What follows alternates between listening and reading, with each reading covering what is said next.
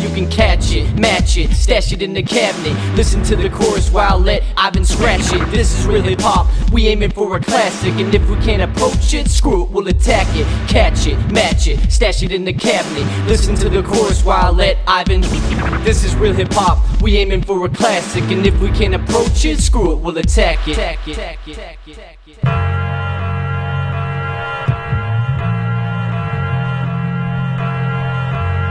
What you know about classic music? Hey, what's up everybody? Welcome to the return of the Retro Wrestling Review Series. I'm Owen Finch, and I'm here with... Chris. I guess the days of nicknames are over. I haven't been using my nickname the past, 3 videos we've done, so I guess those days are over. And you were always just Chris, so, it doesn't really affect you that much. But I guess my nickname is dead now or something. I mean, you never know. I might remember the next video to say, oh, the Birdman Finch, so you never know. I might just randomly remember, so... Yeah. It might be gone forever. Yeah. So, yeah, the Retro Wrestling Review Series is back. We took a big break from it. We didn't do any at all last year. That was kind of the plan anyways, because we did so many in 2023. We felt burnt out. At least I did anyways. I know you didn't do as many as me, but I think I did, every single one. Except a couple, just because I'd already done those ones. But I was pretty burnt out on doing retros because we did a lot last year. Did you feel the same way, or were you kind of missing doing retros? Because I felt burnt out because we did so many last year. Yeah, we did a ton. So I figured it ended up kind of working out because we didn't end up doing anything last year anyways. So I figured we needed a break. But yeah, we're back doing retros. I think I have to edit this one too, and I haven't made because typically what happens is on my editing thing, I have a template where I just slide in the show. I actually have to kind of put in some work and edit in this video, which isn't going to be fun. So I was kind of thinking, what can we do for a retro? First one coming back. And I picked Royal Rumble 2017. We did this show originally when it came out on the Massasoit... No, the Aftershock Corner, because we had switched to the Aftershock Corner by that point, I think. Or was it Massasoit? I think it was Aftershock Corner. I couldn't even tell you what the fucking show was at that time. Yeah, I think it was Aftershock Corner, because... I don't know why we switched from Massasoit Wrestling Corner to Aftershock Corner. The semester where it was just you, me, John, and Steve doing the show, and no one else really did it. So, when we got our 4 people doing the show by that point. But yeah, I was kind of wondering which one we could do, and this retro kind of covers all our bases because obviously we want to make this year the year of John Cena retros, and Goldberg's having his last match. We want to make it we want to do some Goldberg retros this year, and obviously this is celebrating 10 years that we've known each other and 10 years celebration of the Massasoit Wrestling Corner coming together. So this is kind of covers all our bases, and I'll get into why. The main reason I picked this show originally was because this is the first wrestling show, Chris, that we watched together. Yeah. I think it is. We might have watched a live event maybe at school or something, but I think this is the first time we actually sat and watched a full wrestling show together. I came where I've come over your house and everything like that. Kind of interesting circumstances around it. I'm going to try not to say anything too offensive because, some of this, there's some behind the scene things that kind of were taking place. But we'll just kind of, we'll try to be as best we can. I kind of hope this doesn't backfire on us, but we'll see what happens. But yeah, we had known each other for a couple of years by this point. I don't know why this ended up being the first one. I don't know why. I think I've been invited before, but then I was just never able to come over and everything like that. And it just never really happened, but we had known each other for a couple years by this point. We had done the show enough times and everything like that, and I think this is kind of that point where we always had that half-hour time frame before we saw John and Steve, where we would just talk in the cafeteria and everything like that. I remember a big thing I would say is you would all by yourself, so I would come up and ask you if you were scared and you were terrified. I don't even know how that became a thing too. That just kind of happened one day. It was. just waiting, Yeah. probably skipping class, but I was just waiting. But I don't understand like how that became. I remember that like I think I said it like one time, and then I just kept saying it, and we just made it like a thing. But yeah, we had known each other for like a couple years by this point, and this was going to be the first one. And typically, you know, when you watch your first wrestling show together, you have some good memories around it, which we have those good memories. But this is kind of weird circumstances when behind watching this first wrestling show together, because it was iffy if I was even going to come over and everything like that, because I think you threw out the invite to like John, and I think you threw it out to Steve, but this is when he was getting into like his maybe phase where he would say maybe and then just never come over and everything like that. You know, I think I threw it out there, and this is like the first time that James and I weren't really seeing eye to eye. You know, we won't get into the reasons why, because this one's probably the worst time we've ever not seen eye to eye. But let's just say there were some things going on very much behind the scenes where James and I weren't getting on. I think this was kind of awkward too, because like you were like fine with James and everything like that. But obviously, I think you know, you were kind of taking my side with what was going on and everything like that, but you didn't really want to like, you know, and the way that like James and I ended things was like really bad at that time and everything like that. So yeah, so it was debatable whether I was gonna go, and I was trying to remember, because we talked about this, I think in the channel update video, why I even ended up going, because it really didn't make sense for me to even like go. There was like, you know, I don't know if we were thinking James was going to back out the last minute and like not be able to go because he wasn't very fond of the WWE product at this time. And then I don't know why. I don't even know why. But then as I was trying to remember stuff, I think I was originally going to go to my other friend's house, so I went to the Rumble with. But then he ended up going to Texas, not for the Rumble. I think there was like some type of like video game like show that was going on around the same time. So I couldn't go to his house, and I didn't want to watch the show by myself. So I think I just ended up caving and kind of going.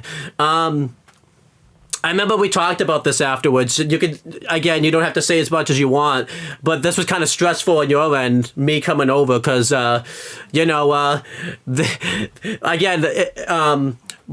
made this joke the other day, the tension between James and I at the time. You could cut that, not with a knife, with a spoon. You kind of want to talk about, like, what you kind of had to do to prep for me to come over and, like, James to come over and everything like that.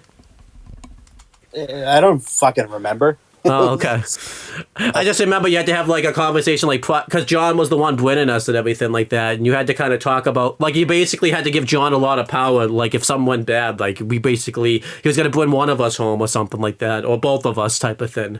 But yeah, that's kind of what happened, and then yeah, the show happened. I remember I didn't show up on time either. I missed the kickoff. I don't remember where I was, but I remember I didn't show up for the kickoff. I was there for like the full show. And it was kind of weird because James and I think, got there like roughly around the same time. It wasn't like we didn't like see each other outside, but I remember he came in like shortly after I did. So it was like right before the pre-show happened, right after the kickoff happened and everything like that. I think I had a family event going on, but I remember I didn't watch the kickoff until like after the show had already happened and everything like that, because we had to review the show the next day. So I figured we would watch the kickoff. And then, yeah, but going through the actual show itself, kind of talking about what wrestling was kind of like around this time. Yeah, wrestling was kind of in a weird state around this time. WWE had kind of was doing relatively like in the middle. I usually say it's doing bad or good, but it was kind of in the middle. It's kind of weird because NXT was doing really well at this time. It was still a really hot brand, but this is kind of like in between that period where like it's before the Johnny Gargano Tommaso Ciampa feud, but like it's still doing well. Like the shows are still really good, but you could just definitely tell that the original like peak of NXT was kind of faded a little bit because it's kind of doing that like Rude Nakamura era. And I think people are still interested in NXT, but I don't really think there was that interest like originally, like when they first. It was still at the top of its game, but it kind of like was in a weird time period. Yeah, but it was right before UE comes in and everything like that too, so they hadn't come in yet. It was like between, because they came in after WrestleMania. Yeah, so because Yeah, because they were still in Ring of Honor, New Japan, Yeah. and shit there, and they had, and I think because McIntyre was Not. also too Yeah, he wasn't. He didn't. around that time coming back in. Yeah, so NXT was kind of in an interesting phase at this time. They were kind of in that Nakamura, Asuka like phase as champions and everything like that. So they was, I think they were still doing like well, but like they they didn't have like the hot stars like they did in the beginning. And I think the original like. Because they had already done all the stadium shows and everything like that. They were on the road traveling. They were kind of in there. And Sammy had just left like a year before this, so like a lot of the people that like were there to build NXT. Because I don't know if you remember, this weekend was Corey Graves' last time he was on NXT. He was on the main roster full time. I mean, it already was, but like he wasn't doing both after the Rumble weekend. And it was like announced and everything like that. And then the main roster was kind of like iffy. SmackDown around this time was awesome. This was like right after SmackDown Live had kicked off. And the shows from week to week were very good. They were building up a lot of stars there. They had The Miz kind of doing his thing. That I used to make fun of that all the time. It's instead of it, I used to call it, as opposed to what SmackDown taped. Yeah. But Raw was not really great at this time. Raw was really struggling at this time, I think. They had like a lot of good stories, but they also like were doing a lot of stupid stuff. They were pushing the women's division, I think, more so on Raw, and that was okay, I guess. I think it was on SmackDown because wasn't Becky on SmackDown at this time with Alexa? Yeah, but I remember Raw was mainly pushed because they got the main event slot a lot on Raw. Yeah, because they kept running back like Sasha and Charlotte Charlotte, yeah. And I think the cruiserweights had come in and they weren't really connecting at all because no one really knew who they were because they were on they only did like the CWC stuff, and then Raw was kind of a train wreck at this time. Not completely, like not like it would be like in like during the pandemic. Was miles way better. Also, Talking Smack was taking place, and that really was elevating SmackDown too. So and then SmackDown had competent stories too. Yeah, and then the NXT UK brand was kind of in its infancy. I don't know if you remember, they just did that tournament to crown the first champion, so we didn't really know what that was about yet. But the brand didn't really kick off until the next year. But like you could definitely tell something was in the works there. And then. But yeah, WWE was kind of like this. It was like a thumbs in the middle. Like there was stuff to like on it. It also just kind of felt weird. Because maybe it was just because there's a lot of stuff going on. It didn't really. You could definitely tell in the show. You could definitely tell we were getting into Mania season, but I didn't really feel like we were. And like now, I feel like we're like you're like more excited about Mania. But like back then, saying like it doesn't really feel like we're in Mania mode right now. But it was weird. And then like you had other companies like Impact Wrestling was not really doing all that well at this time. Terrible. This was right after, they got kicked off Spike TV, and then they were kicked off Destination America. And I'm pretty sure, from what I remember, well, I shouldn't say that. They actually were doing okay, because the Hardys were still there, actually, and they were doing the Broken Hardyverse and everything like that. So that was kind of keeping them going for a little bit. But other than that, without the Hardys, TNA, Impact... That company would have went under had it not been for Matt and Jeff Hardy. Yeah, so that was kind of going on. ROH and New Japan, though, were doing really well at this time. Wrestle Kingdom 11 had just happened, and we had that awesome first Kenny Omega Okada match, and that show did really well. ROH, too, the Bullet Club was white hot, and, Cody was it wasn't going to happen yet, but he hadn't joined Bullet Club yet, but, he was rising on the indies and everything like that, so ROH and New Japan were doing real well. They would get better later on, but this was kind of like the starting stages of them really starting to like break out, kind of, and New Japan really breaking out like in America. And then you had AAA, which was doing relatively okay. Lucha Underground was doing like in the middle. I think they had just wrapped up their second season, and I think they were about to kind of go downhill because 2017, I remember, was like when they had season 3, and that wasn't really all that great. And then they were pretty much gone. Like I think they had one more season after that, but that's when like all the accusations like about how poorly run the company was, and like and stuff. I think this was kind of like the last year where they were doing really well. Also, too, I think the novelty had faded a little bit because like Matt and Jeff were kind of doing the cinematic stuff probably better than Lucha Underground was at the time and everything like that. But yeah, that's kind of how wrestling was. You know, WWE was kind of in the middle. But yeah, let's kind of go through this show. You know, this is the first two Raw and SmackDown pay-per-view again since Survivor Series. I don't know if you remember originally when the brand split, when they redid it again, Raw would have their own shows and SmackDown would have their own shows. So both Raw and SmackDown got the Rumble. And it was in the Alamo Dome. It was in San Antonio, Texas. It was in the Alamo Dome, which was a pretty big arena for them. I think they had done arena shows, but this one kind of felt like a big deal. They really advertised it this time. The attendance for this show was 52,020 people in attendance. The tagline was "Remember the Rumble." You know, obviously because it's in the Alamo Dome, everyone says "Remember the Alamo" type of thing. So that's kind of why they went with this route. Also, too, for some reason, this was like the 30th anniversary of the Royal Rumble, even though it kind of wasn't. But they were hyping it up that way because the Rumble itself didn't even start till like 1988. For some reason, this was the 30th anniversary. But that's one thing that WWE's never gotten right. They always get their anniversaries wrong. I don't understand that, but whatever. I wonder if Vince always got his anniversary one. In real life, if he couldn't get him on in wrestling, so for that. But yeah, kind of going through the show. We reading anything else you want to say about the state of wrestling and like before we kind of talking about the show. Yeah, I mean, wrestling was booming for sure.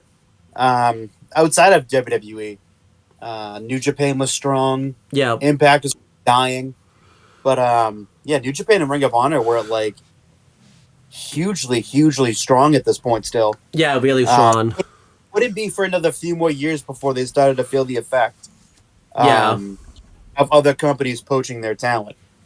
I like how you say other companies, like plural, like it as if it's been multiple. Well, now it's only one, but back then it was WWE had kind of made their mark in that company by taking away some of their top talent. Yes. And in that time period, like Nakamura and AJ, the Good Brothers. But it was still strong, and you know, SmackDown for WWE and NXT were both really good. Raw felt like a drag. Yes. Watching it every week. Now you watch 3 hours and it goes by in 15 seconds. Back then it was like 3 hours felt like 3 hours. Oh yeah, it did. But Raw was not very good. SmackDown it really started in 2016. SmackDown became like, for a lot of people, including myself, like the A show. SmackDown was awesome, and Raw was kind of bad. Which is kind of besides their women's division and the Jericho Kevin Owens thing that was going on, because that was going on at that time.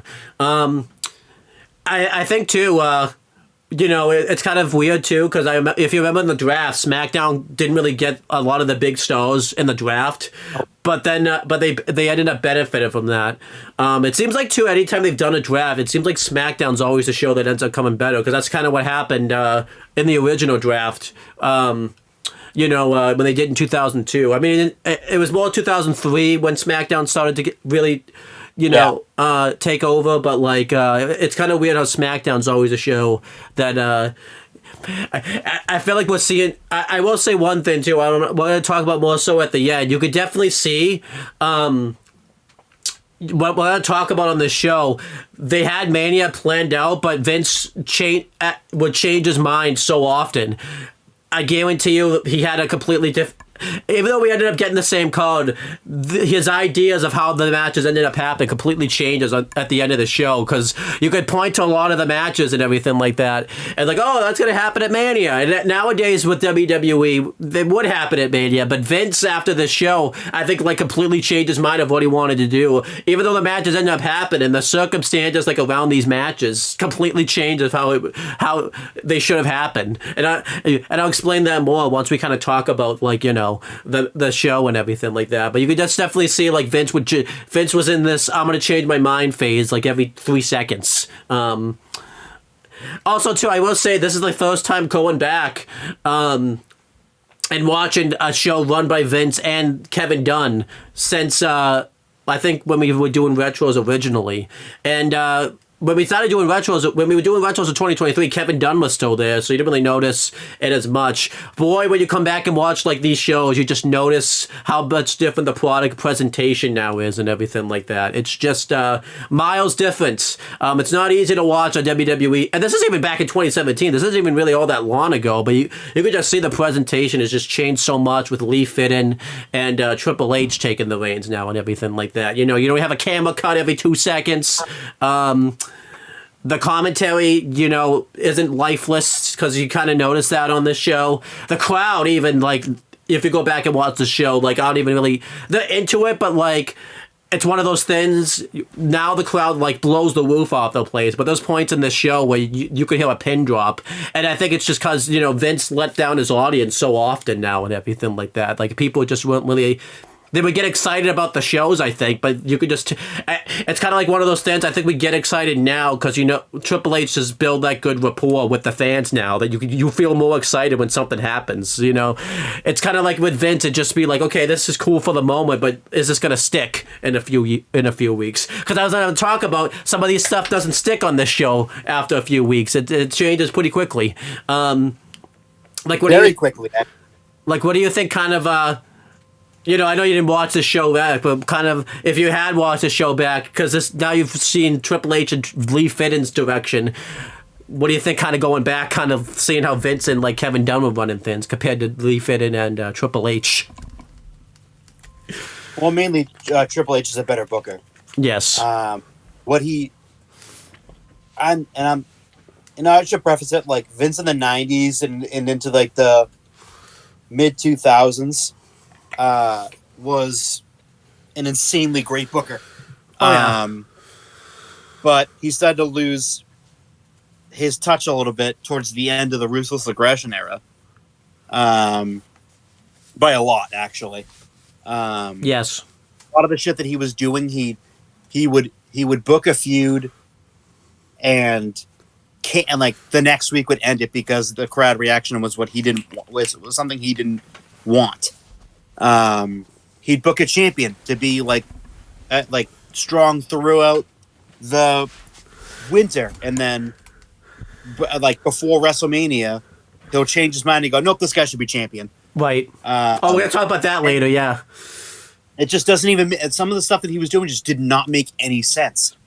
But a lot of stuff that he was doing with the women, like, made a lot of sense. Like, they were doing a lot of main events, and it really kind of carried the show for a bunch of time. But Triple H as a whole, much better booker. Yeah, much better booker because his plans actually stick. Yeah. Hey, we have WrestleMania 6-7 months out in advance, and yes, plans might change, like with the final boss and everything, but he has stuff penciled in fucking September, and a lot of it sticks. Most of it.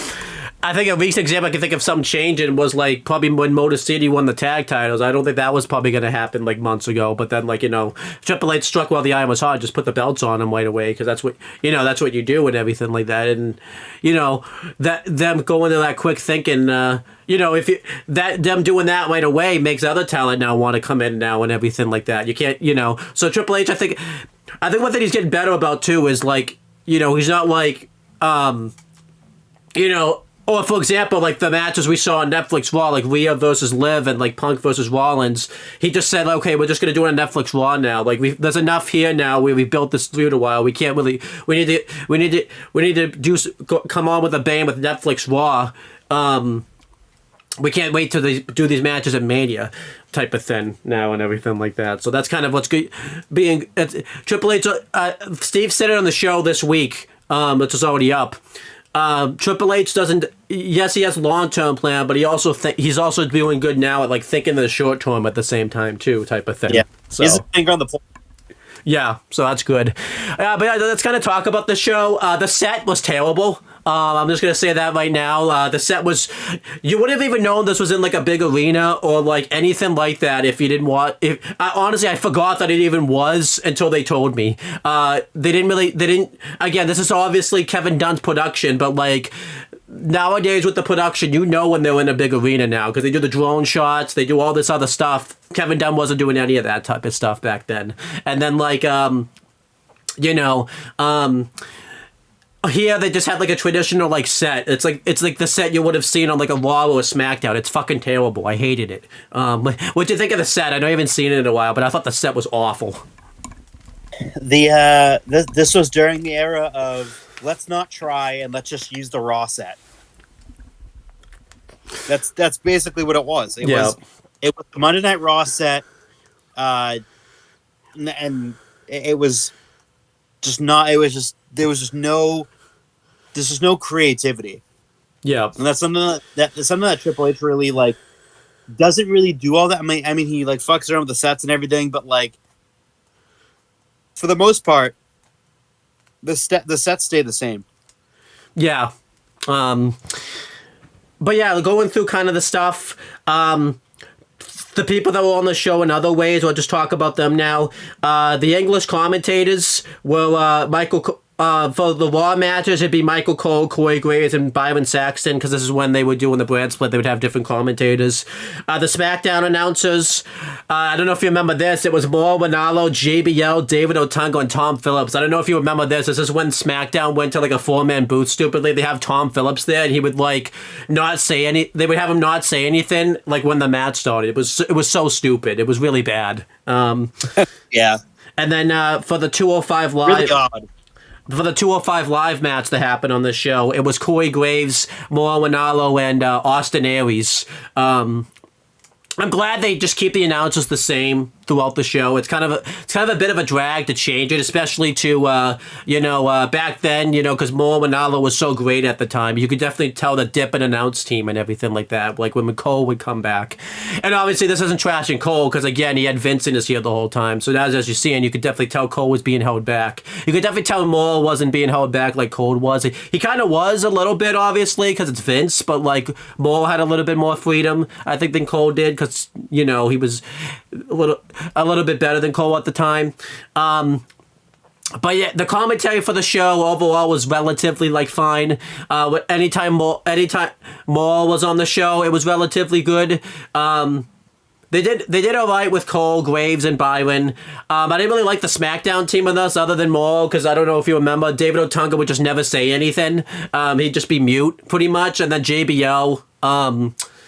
I mean, it's kind of tough to watch JBL and Mauro together on commentary, kind of knowing the history behind that now and everything like that, that Vince was kind of using JBL to kind of tear down Mauro, so it's kind of like, it's not really easy to watch. And then obviously, the 205 Live part of the commentary team was good, I thought.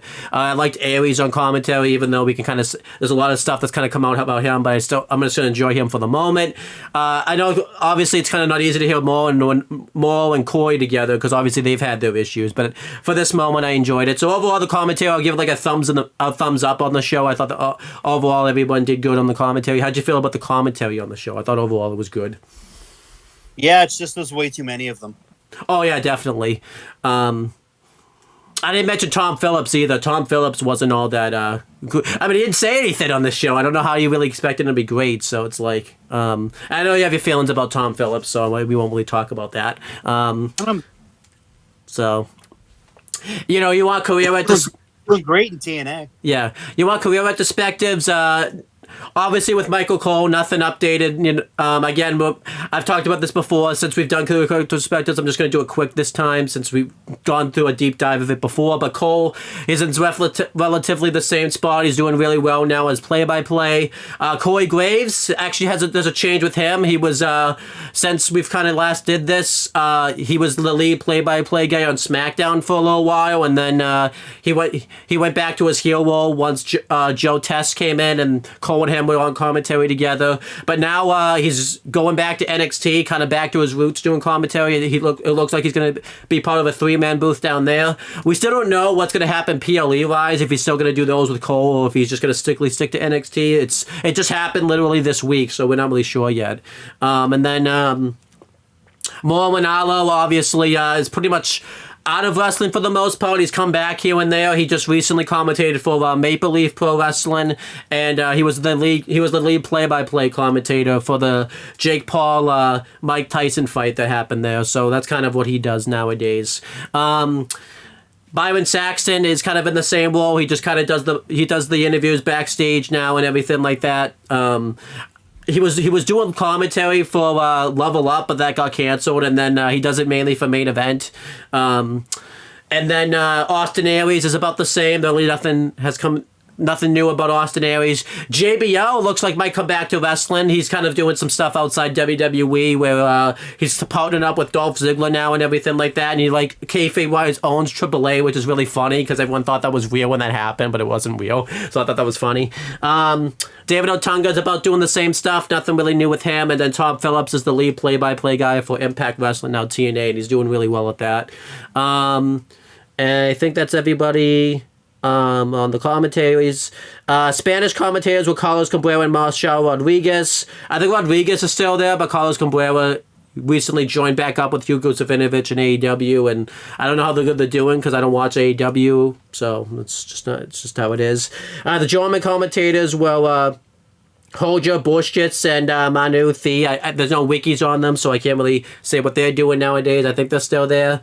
As for the, I think the Japanese commentators were, I know it was Funaki and it was the Yamaguchi guy. I forget his first name.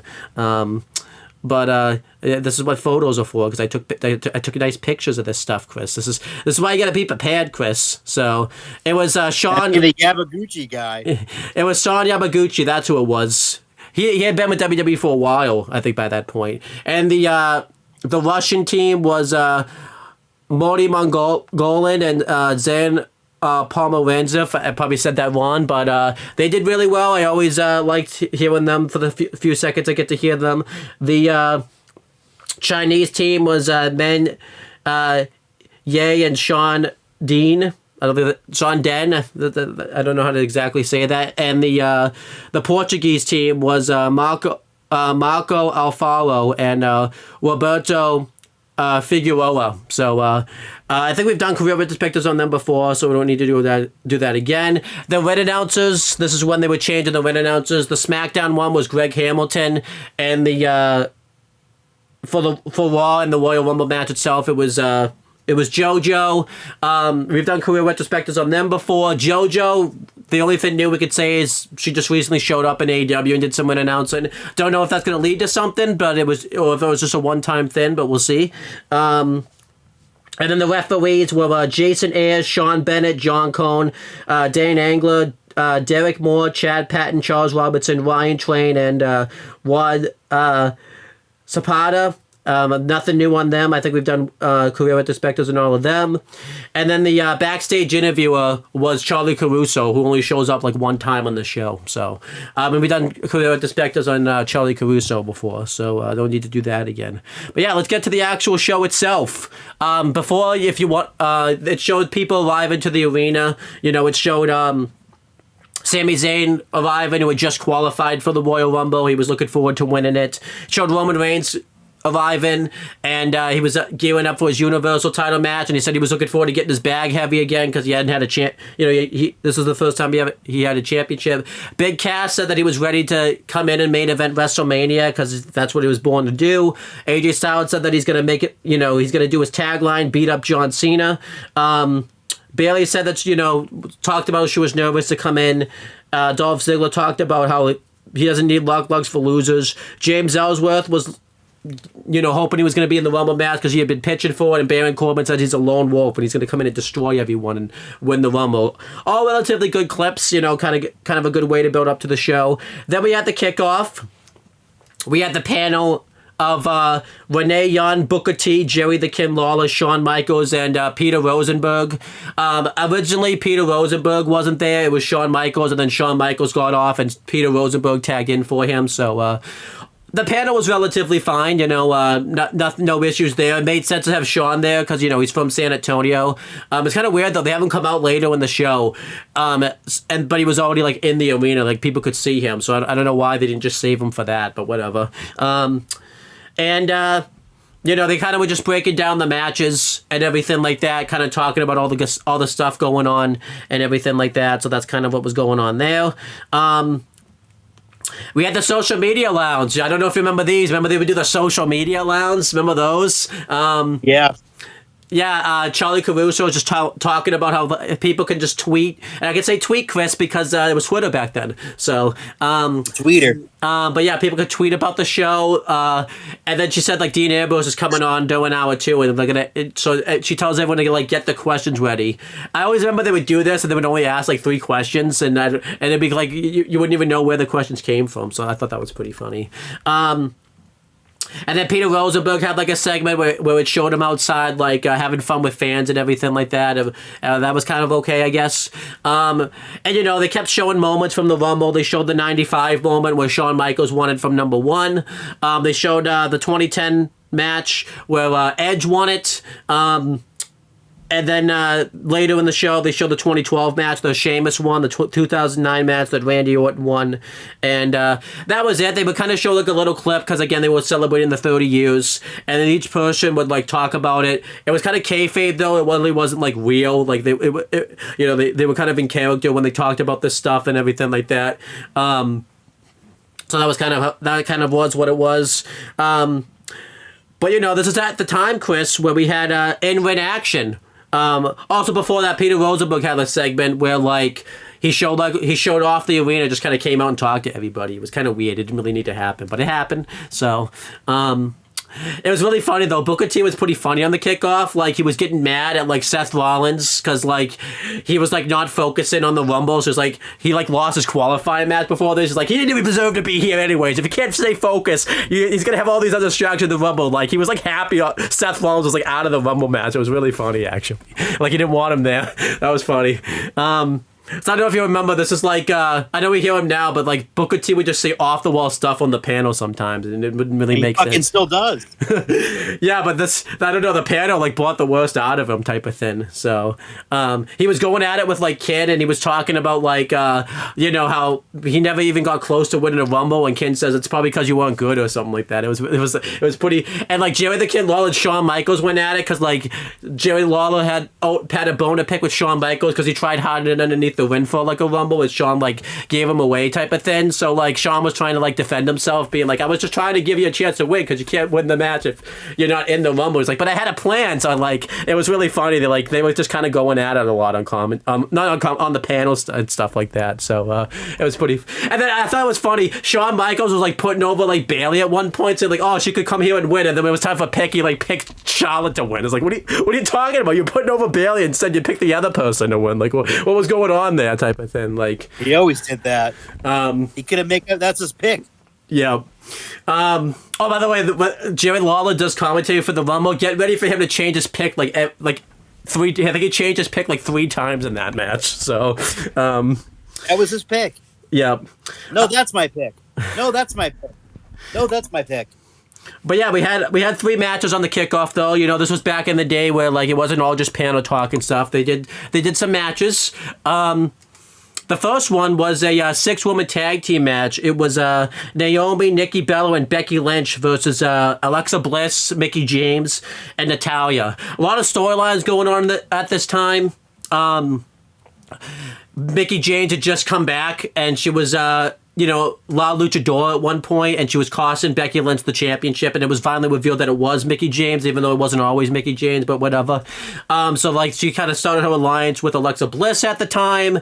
Natty and Nikki Bella started their feud at this time because they did like the whole thing where some mystery attacker attacked Nikki Bella before a match at Survivor Series, and then it was revealed to be Natalya, which was very predictable at the time because I just remember like they kept like talking about it. So but it was still good storytelling. But I just remember like they tried to do a mystery tag, but it was like obviously Natalia. So I just remember that happened. And then Alexa Bliss was just kind of there. I think she was kind of still in that feud with Becky Lynch, and then Naomi had just come back to television. I don't remember where she was, but she like. This was kind of at the stage where she would just disappear, then come back randomly for no reason. So that I think that was what was going on there. I think she was hurt maybe at this time, though. I'm pretty sure that's what it was. But overall, relatively a good match here.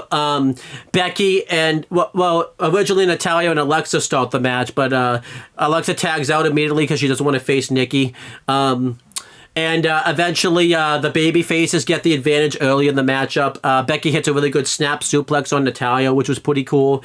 And then eventually, behind the referee's back, Natalia attacks Becky, throws her into the barricade, hits a snap suplex on the floor. And they went to commercial. Yes, they used to have commercials during the matches on the kickoff. It was so stupid. I didn't understand it, but they did. Doing this, the heels get the heat on Becky. They dominate her for a while. They did a good. They did a good spot in the opening part of the match where everyone tried to hit all the heels tried to hit triple suplexes on the faces, but the faces reversed it, and Naomi hit a pescado onto them. And then. Yeah, but the heels get the heat on Becky. They dominate her for a while. She's about to make the tag to Nikki, but then Natalia pulls her off the apron, preventing her from making the tag. But then eventually Becky gets the hot tag on Naomi. She goes off on Alexa. She hits some really good roundhouse kicks that gets her like a nice little near fall that gets broken up. But then eventually she hits the split-legged moonsault on Alexa and wins pretty easily. Overall, this match was good. I give it like 3 stars. I thought, all the talent in the match were relatively good. Nikki didn't do anything at all in this match. I think she was in the match maybe 2 minutes. But the main people that were in it were like Becky and Naomi. Overall, I like this. The faces winning kind of came out of nowhere. And it was really random. Obviously, they were setting the table for the SmackDown women's title match between Alexa and Naomi, which, this is kind of the example that I talked about with Vince. You're thinking, Chris, oh yeah, that's a nice Mania match. Mania's going to be in Florida that year. Nope. Nope, he gave it away out of the chamber, had Naomi win the match there, and then she got injured in that match, had to vacate the title, and then came back anyways and won the belt. But she didn't get a big pop because she had already won the belt before then, so no one cared. So, but they progress all the stories well, though, because afterwards this kind of leads to Natty and Nikki kind of having their match and like their feud. You think that would culminate at WrestleMania, but no, Vince just gave that shit away on SmackDown because we had to have that mixed tag match between Cena and Nikki versus Miz and Maurice. I don't know if you remember too. This is at the time where they were starting to reference Nikki and John's relationship, but John wouldn't say anything about it. He would just kind of do his thing, and Nikki was a part of the stories. And then when John finally did something about it, it was so odd. It was so weird. And then the only thing Becky and Mickey's feud elevated really well. I don't know if I like the fact that Alexa took the pin because she was the SmackDown Women's Champion at the time. I think they should have had like Natty or I can just say don't want to have Mickey take the pin because he had just come back. But I think Natty probably should have taken the pin if the faces were going to win. But then again, I guess she just started a heel thing. But I don't think Alexa should have taken the pin. I gave this match 3 stars. It was a relatively fine kickoff match. It just it just ended too quickly, and Alexa kind of looked like a fool in this match. Overall, what did you think of this match, and what would you give this as like a star rating and everything like that? Like 3 stars. Solid. Yeah, it's solid. And then we have Jericho get interviewed, and Jericho, they're nervous, obviously, because Chris Jericho has to go into a shark cage during the Universal title match between between KO and Roman Reigns. And Charlie Caruso comes up. I guess she left the social media lounge for a while, I guess. I don't know what was going on there. But she comes up and wants to know if they, what the plan is, what the strategy is for the shark cage. And they kind of make fun of her and said that they're not just going to reveal their plans. And Kevin Owens gets upset because, everyone keeps thinking that Roman Reigns is going to retain the championship. And he says no, that's not going to happen. No, that is going to happen. I am going to retain my title. That would have been funny if he did the other way. Nah, I'm not going to retain. That would have been awesome. But he's like, I'm gonna retain and prove to the world why I am the best Universal Champion of all time, which is funny because he was really like the only one at the time because the other guy like had to give it up in like a day, so he was like the only one that actually had a reign. But Jericho says that that Charlie Caruso's a stupid idiot for asking questions like that, and you should go to journalism school. And this is at the time when Jericho, this was probably like his last real good run in WWE. He was doing the list gimmick, he was doing the stupid idiot thing, and he was, this is probably the last great one, not that he had in wrestling, but the last WWE, because obviously he would be pretty much phased out right after this one with Kevin Owens. He was there ever so sporadic. What was really funny is after Kevin Owens walks away, he says to Charlie Caruso, next time you should get Charlie to do an interview because you suck pretty much. And then it was Charlie, this is kind of that phase where like he was calling the interviewers not the right names. I don't know if you remember, the Mike Tom thing's always the one that gets me because like sometimes Mike Rome would interview him and it would be Tom, but it'd be the other way around. I do like watching this back because obviously we haven't really seen a lot of good Chris Jericho stuff lately, so it kind of reminds you like, wow, Jericho really has a talent. You just kind of forget because he's been so shit the last couple of years. But yeah, unbelievable. Huh? Unbelievably shit. Yeah, but this was awesome, to go back and relive this. I really like this a lot. I really miss the dynamic between Jericho and Kevin Owens. What'd you think of this backstage segment right here? It was good. Again, their chemistry was through the roof. Yeah, I thought it was awesome. Then we had a Raw Tag Team Championship match. It was Sheamus and Cesaro defending against the Good Brothers / Luke Gallows and Carl Anderson. The reason for this match was Gallows and Anderson had just become like #1 contenders not that long ago for the championships, and they had like won the belts on Raw, but they had to reverse the decision because during the match, Sheamus attacked the first referee and then like another referee ran down and like reversed the decision. It was really stupid. So they decided, okay, we're gonna have 2 referees for this match instead, which was a stupid stipulation to have, but it happened. This happened. This is kind of like the starting stages of Sheamus and Cesaro as a tag team at this time because they had just beat the New Day and ended the longest record at the time for the tag title reign, and they was starting to kind of get their formula right. They didn't really become a legit tag team until Payback when they turned heel and everything like that. That's kind of where the turn happened. So they were so kind of like, the typical we can't get along type of tag team and everything like that. It's so weird though, by the way, to go back and see Sheamus because this is when he still had the mohawk and everything like that. So it's just weird to see Sheamus at this time. Huh? It was a very odd version of Sheamus. Like, yeah. They were like a babyface tag team, but like the crowd would like cheer Cesaro like on one rope, and then like Sheamus would put his arms up to taunt, and they would boo him. Right. It was really funny, but like, yeah, this is they turned like what, a few months after this. Yeah, when the Hardys came back and everything like that. Yeah. So, yeah, this is pretty awesome. This match was pretty good. Sheamus and Cesaro get the advantage early. Cesaro starts laying away with uppercuts onto both Gallows and Anderson, and eventually they do a weird bit in the match where like Gallows tries to take a cheap shot, but the second referee like sees it, so he's like, nope, you're not doing that. Like, it was just so stupid. And then during this, Cesaro, they get the heat on him for a little bit. They throw him into the barricade. They hit the boot of doom on him and stuff like that. Then eventually Sheamus gets the hot tag. He starts going off on Carl Anderson, and they hit so Sheamus and Cesaro hit the assisted counter cross on Anderson, which gets him a nice near fall. That was pretty cool. And then Anderson tries to cheat. He tries to use the rope for leverage, but the second official pointed out to the other official. So like he's like, no, that's not happening. And then Gallows and Anderson hit the hit a flapjack into a flatliner, but gets a near fall. Cesaro hits a really good elevated the slingshot uppercut onto Anderson, but it gets a near fall right there. They lay out Sheamus with the Magic Killer, and they kind of redo the finish they did on Raw when Sheamus lost it and almost hit the second official, but he didn't do that.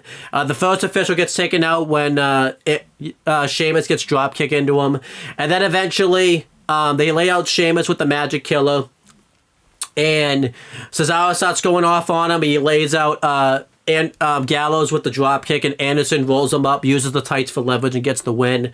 This was a pretty good match here.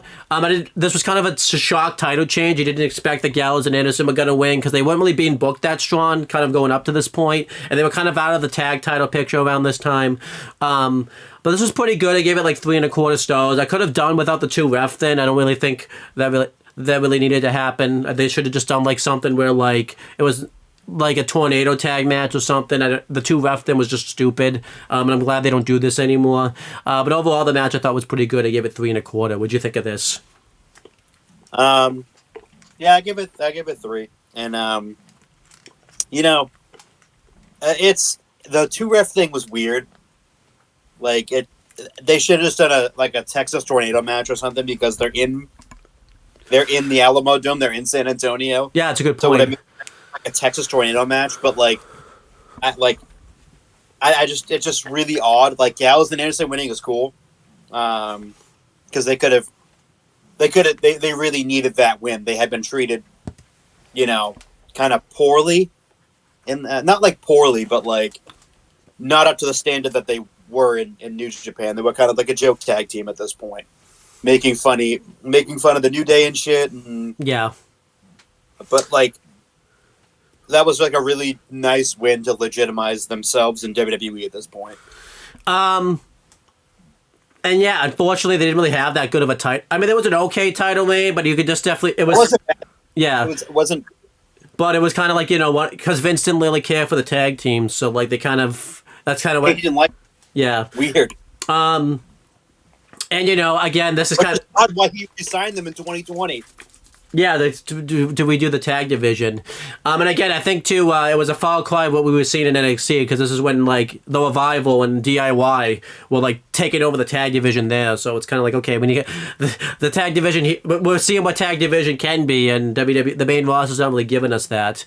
And then but I felt like this was probably 2017 up until Triple H to go the best the tag division on the main roster would be, because obviously after this we would have the Hardys come back, and then we would get Ambrose and Rollins their tag title run, and the Sheamus and Cesaro, once they kind of started to treat them as a real tag team, they became like a mainstay tag team for a while. So, and then obviously I don't even get to the SmackDown thing, because this pretty soon the Usos and New Day are gonna start their feud for the SmackDown tag titles and everything like that. Borderline legendary feud that was. I remember this is kind of at the time, by the way, when jokingly we would go at it about what the name of the tag team titles were, because obviously I would keep correcting you. You just say the tag team titles. I'm like, well, what's tag team titles is it? Is it Raw or SmackDown? And I think at one point you just got, not jokingly annoyed, you just went, it's the ECW tag team championships. So That's it. And I remember we made like a deal that if it's the big four, you have to be specific, obviously, because it's double branded. But then if it's just Raw or SmackDown's PLEs, you would just say the tag team titles. I think that went away pretty quickly, because not long after this, the double branded PLEs would just come back. So like then our deal kind of went away for after like a year. You're like, oh shit, now I gotta be specific now, type of thing. So, and now you don't have to.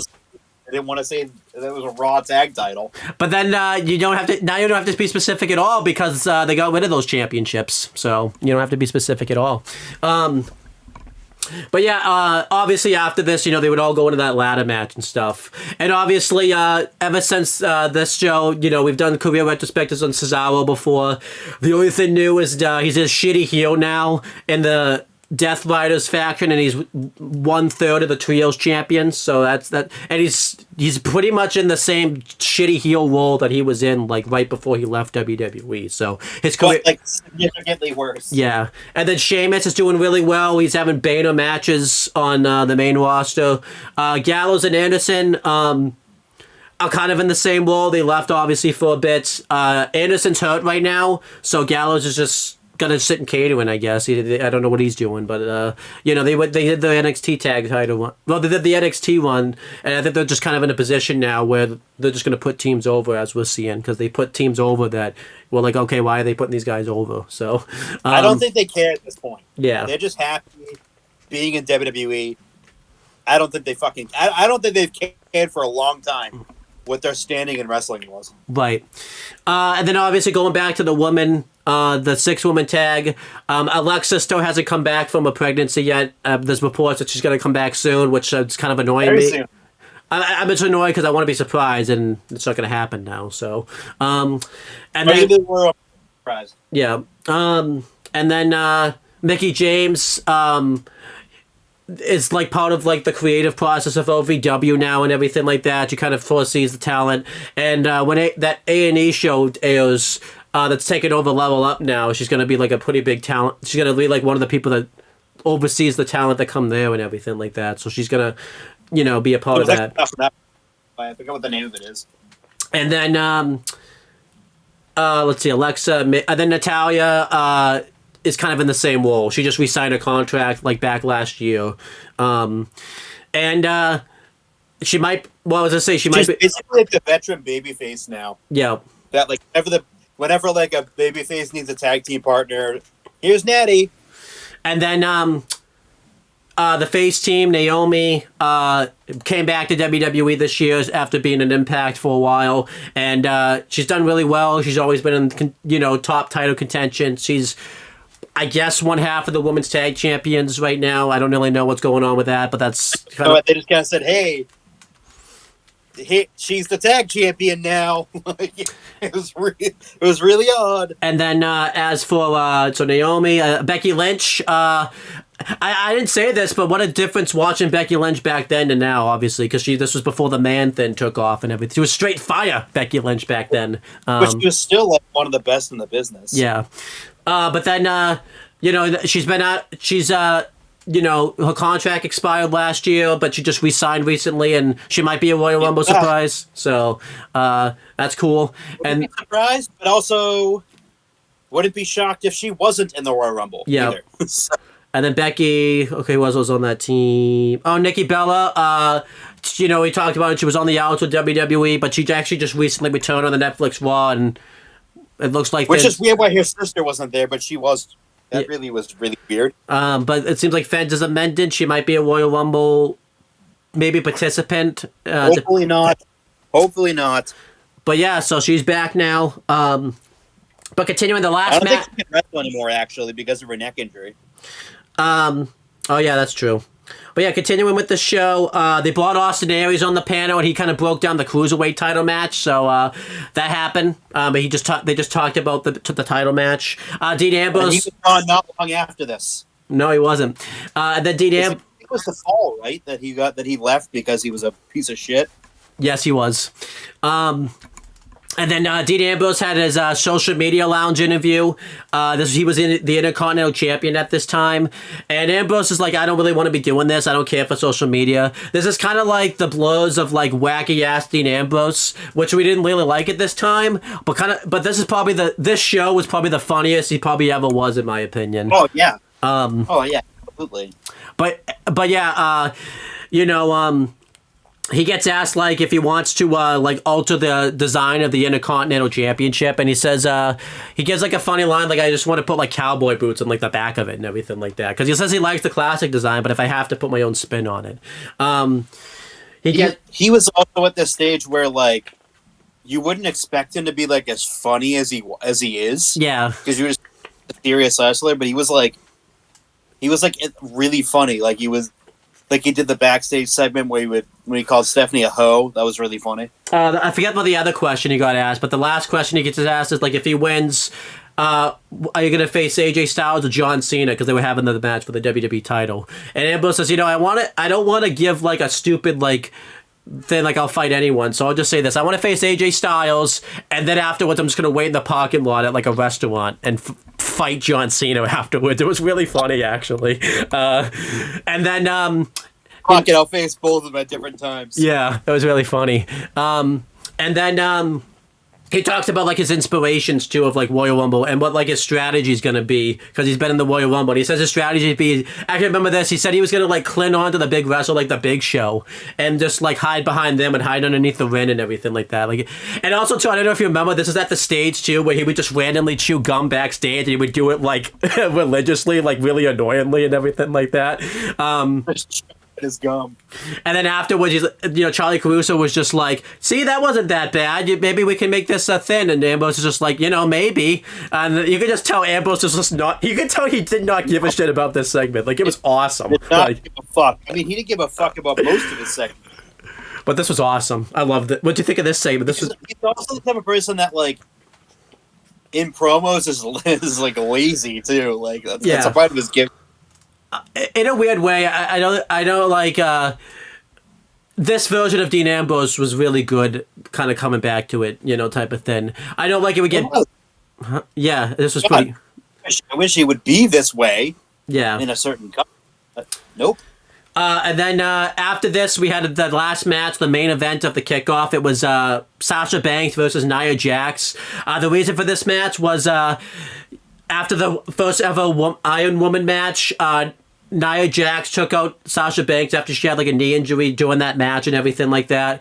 And they kind of go at it for a bit. Nia like took her out when she was trying to get like trained to come back and everything like that. And then Sasha like cost her a number one contendership and everything like that. This feud was really bad. I remember. I think they had like a really bad segment where like Sasha like cried about something, like how Nia took her out now and everything like that. It didn't really feel very genuine. And the whole thing sucked. And I think I remember, and then we had the match itself.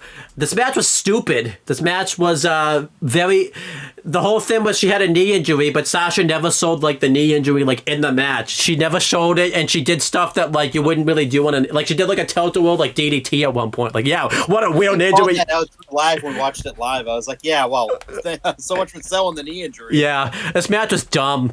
Nia went to the Samoan drop like really quick. This match did not need to happen at all. It was a waste of time. Like, this was stupid. Nia, you thought Nia was bad. And you know what the weird thing is?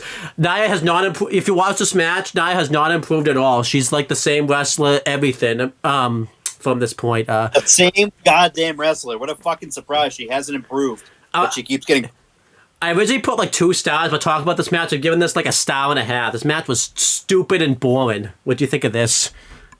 I give it a star. It's fucking awful. I remember around this time, like, Nia was feuding with both Bayley and Sasha, and like it was at the time where she was extremely reckless and hurt Bayley. Yeah. So and then they did that stupid angle with the knee injury, with Sasha. It was just dumb. Yeah. The whole thing was just stupid and dumb and stupid. Yeah, it was just dumb. Career retrospectives, Nia's come back now and everything like that, and she just recently had a dominant women's title reign, and it sucked.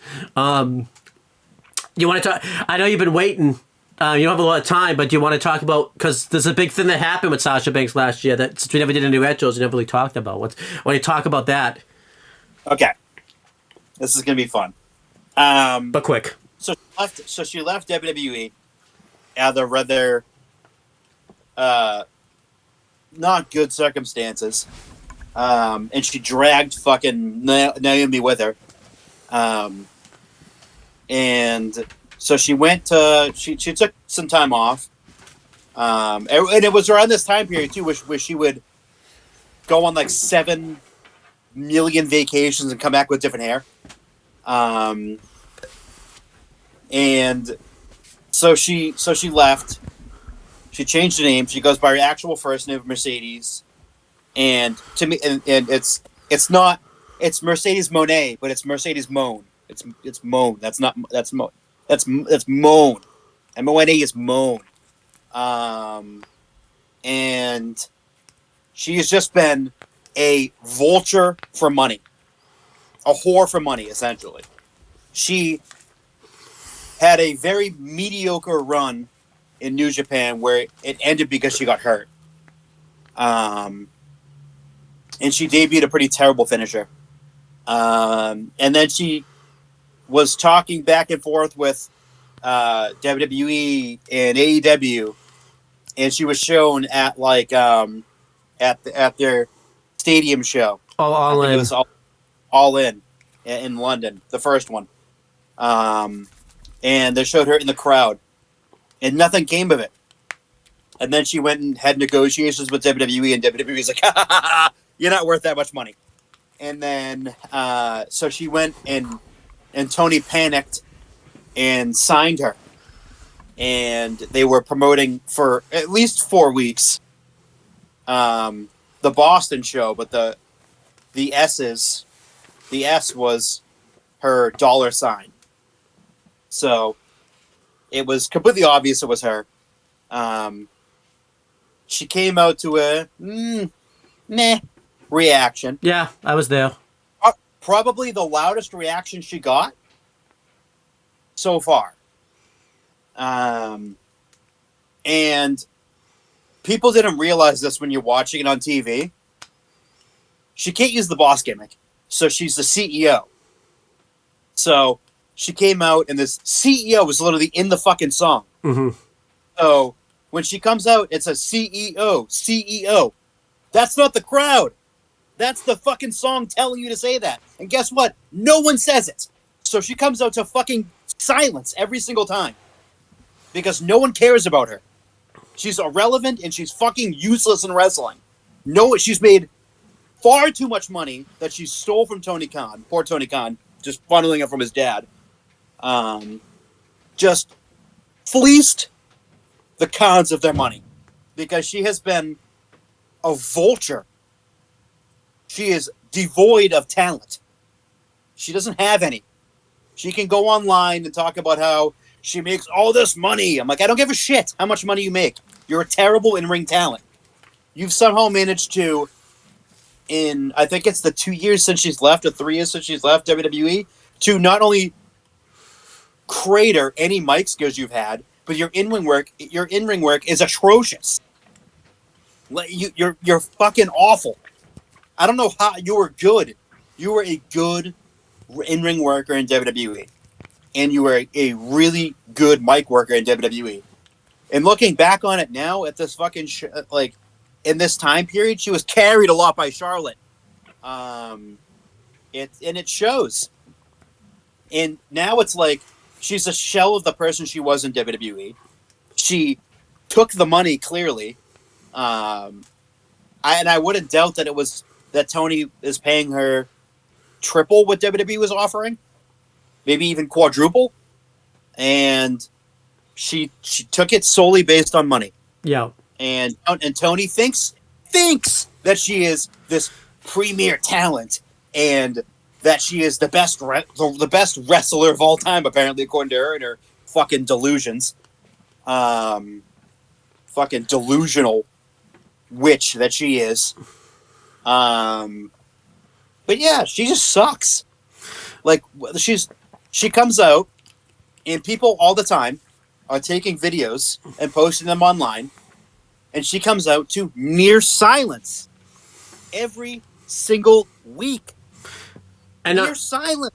And not just that, she hasn't been very good like behind the scenes and stuff either. Like, you know, she hasn't really helped the next talent of generation, not really giving them any advice, and she's chased talent away like Stephanie Vacchio. She is the fakest human being. The fakest. She says she does all this stuff for her fans, but I remember very, very, very clearly in WWE, fans wanting autographs from her and her being an absolute bitch to them. So you don't give a shit about your fans. You care about their money. Yeah. But yeah, continuing, that's kind of what's going on with Sasha right now. I think Chris has been holding that in a while because he doesn't do AEW Spark or any of that, so this is a chance to get to talk about this stuff. The last two things that happened on the kickoff is Stephanie McMahon gets interviewed, and she was kind of giving us an update because this was still kind of during the time where Seth Rollins was feuding with Triple H, and he had just invaded NXT. So she says that because of this, Seth Rollins is banned from the arena, and she's going to deal with Seth Rollins personally on Raw, which they changed that segment. It ended up being like Triple H instead, which was kind of weird, but whatever.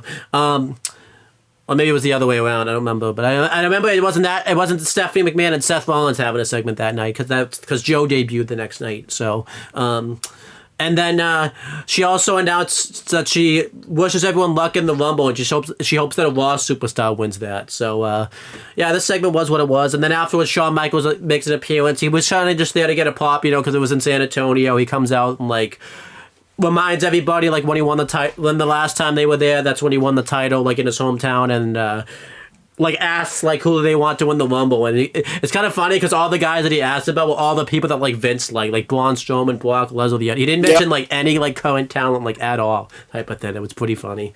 What did you think of these two segments? I thought they were relatively, like, thumbs in the middle. The Shawn Michaels thing's pretty cool because, he got, like, a big pop and everything like that. Yeah, I mean, they end up changing the segment around with Stephanie and Seth, but, yeah, the Shawn Michaels segment was fine. Just gets the big pop and everything. He's there in San Antonio. Why not take advantage of it?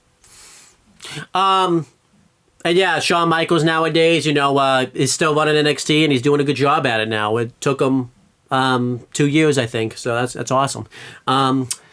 Other career perspectives, Peter Rosenberg still does his podcast and still shows up for the panel on occasion.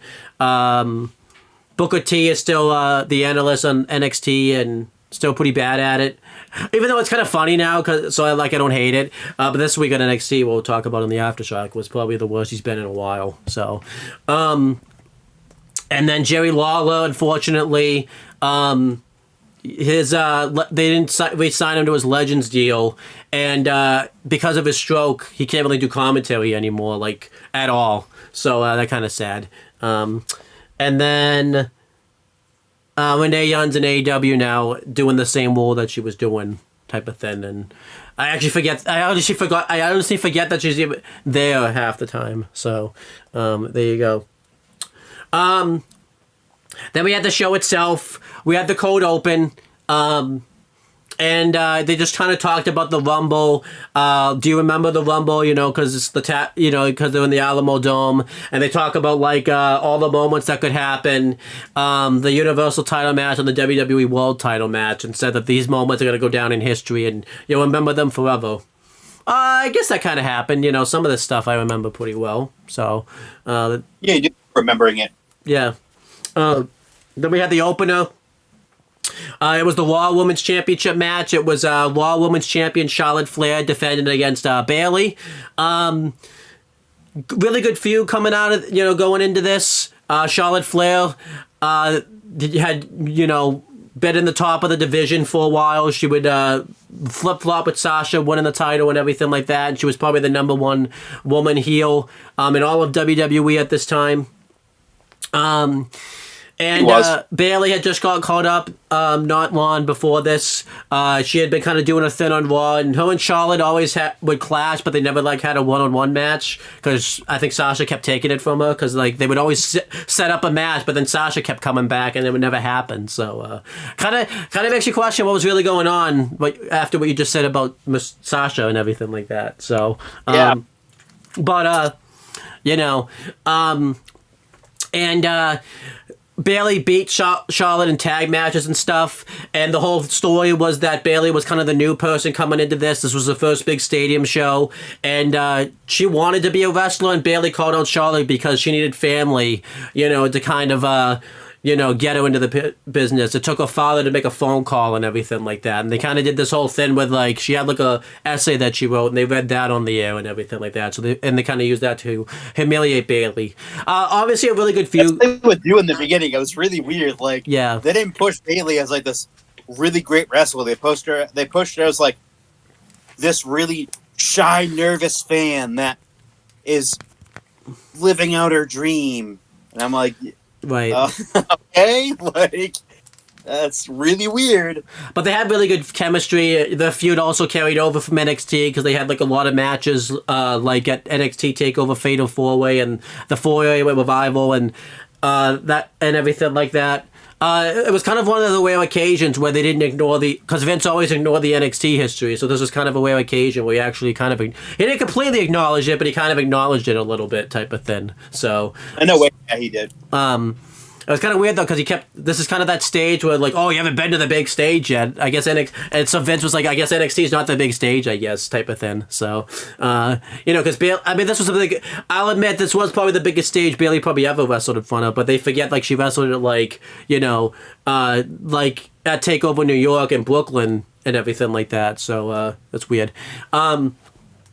But yeah, the match was very good. Well, actually, it was pretty good. Charlotte dominates the beginning portions of it. She hits a really good exploder suplex, Northern Lights suplex on Bayley. I remember I got this wrong. This is kind of one of the occasions where James and I got into it, because I think I said it wrong originally. And he's like, no, it's a exploder suplex. But obviously, because of where we were at the time, he kind of was a bit bitter about it at the time, type of thing. It's going to be funny, though, because I get back at him later. In the night type of thing. And Charlotte dominates the match. Bayley mounts a comeback. She hits a really good elbow drop from the top rope. Charlotte kicks out. She goes for the Bayley to belly, but Charlotte grabs the ropes. Charlotte at one point gets Bayley into the figure 4, into the figure 8, and she uses the ropes for leverage, and the ref catches it, so she has to break the hold.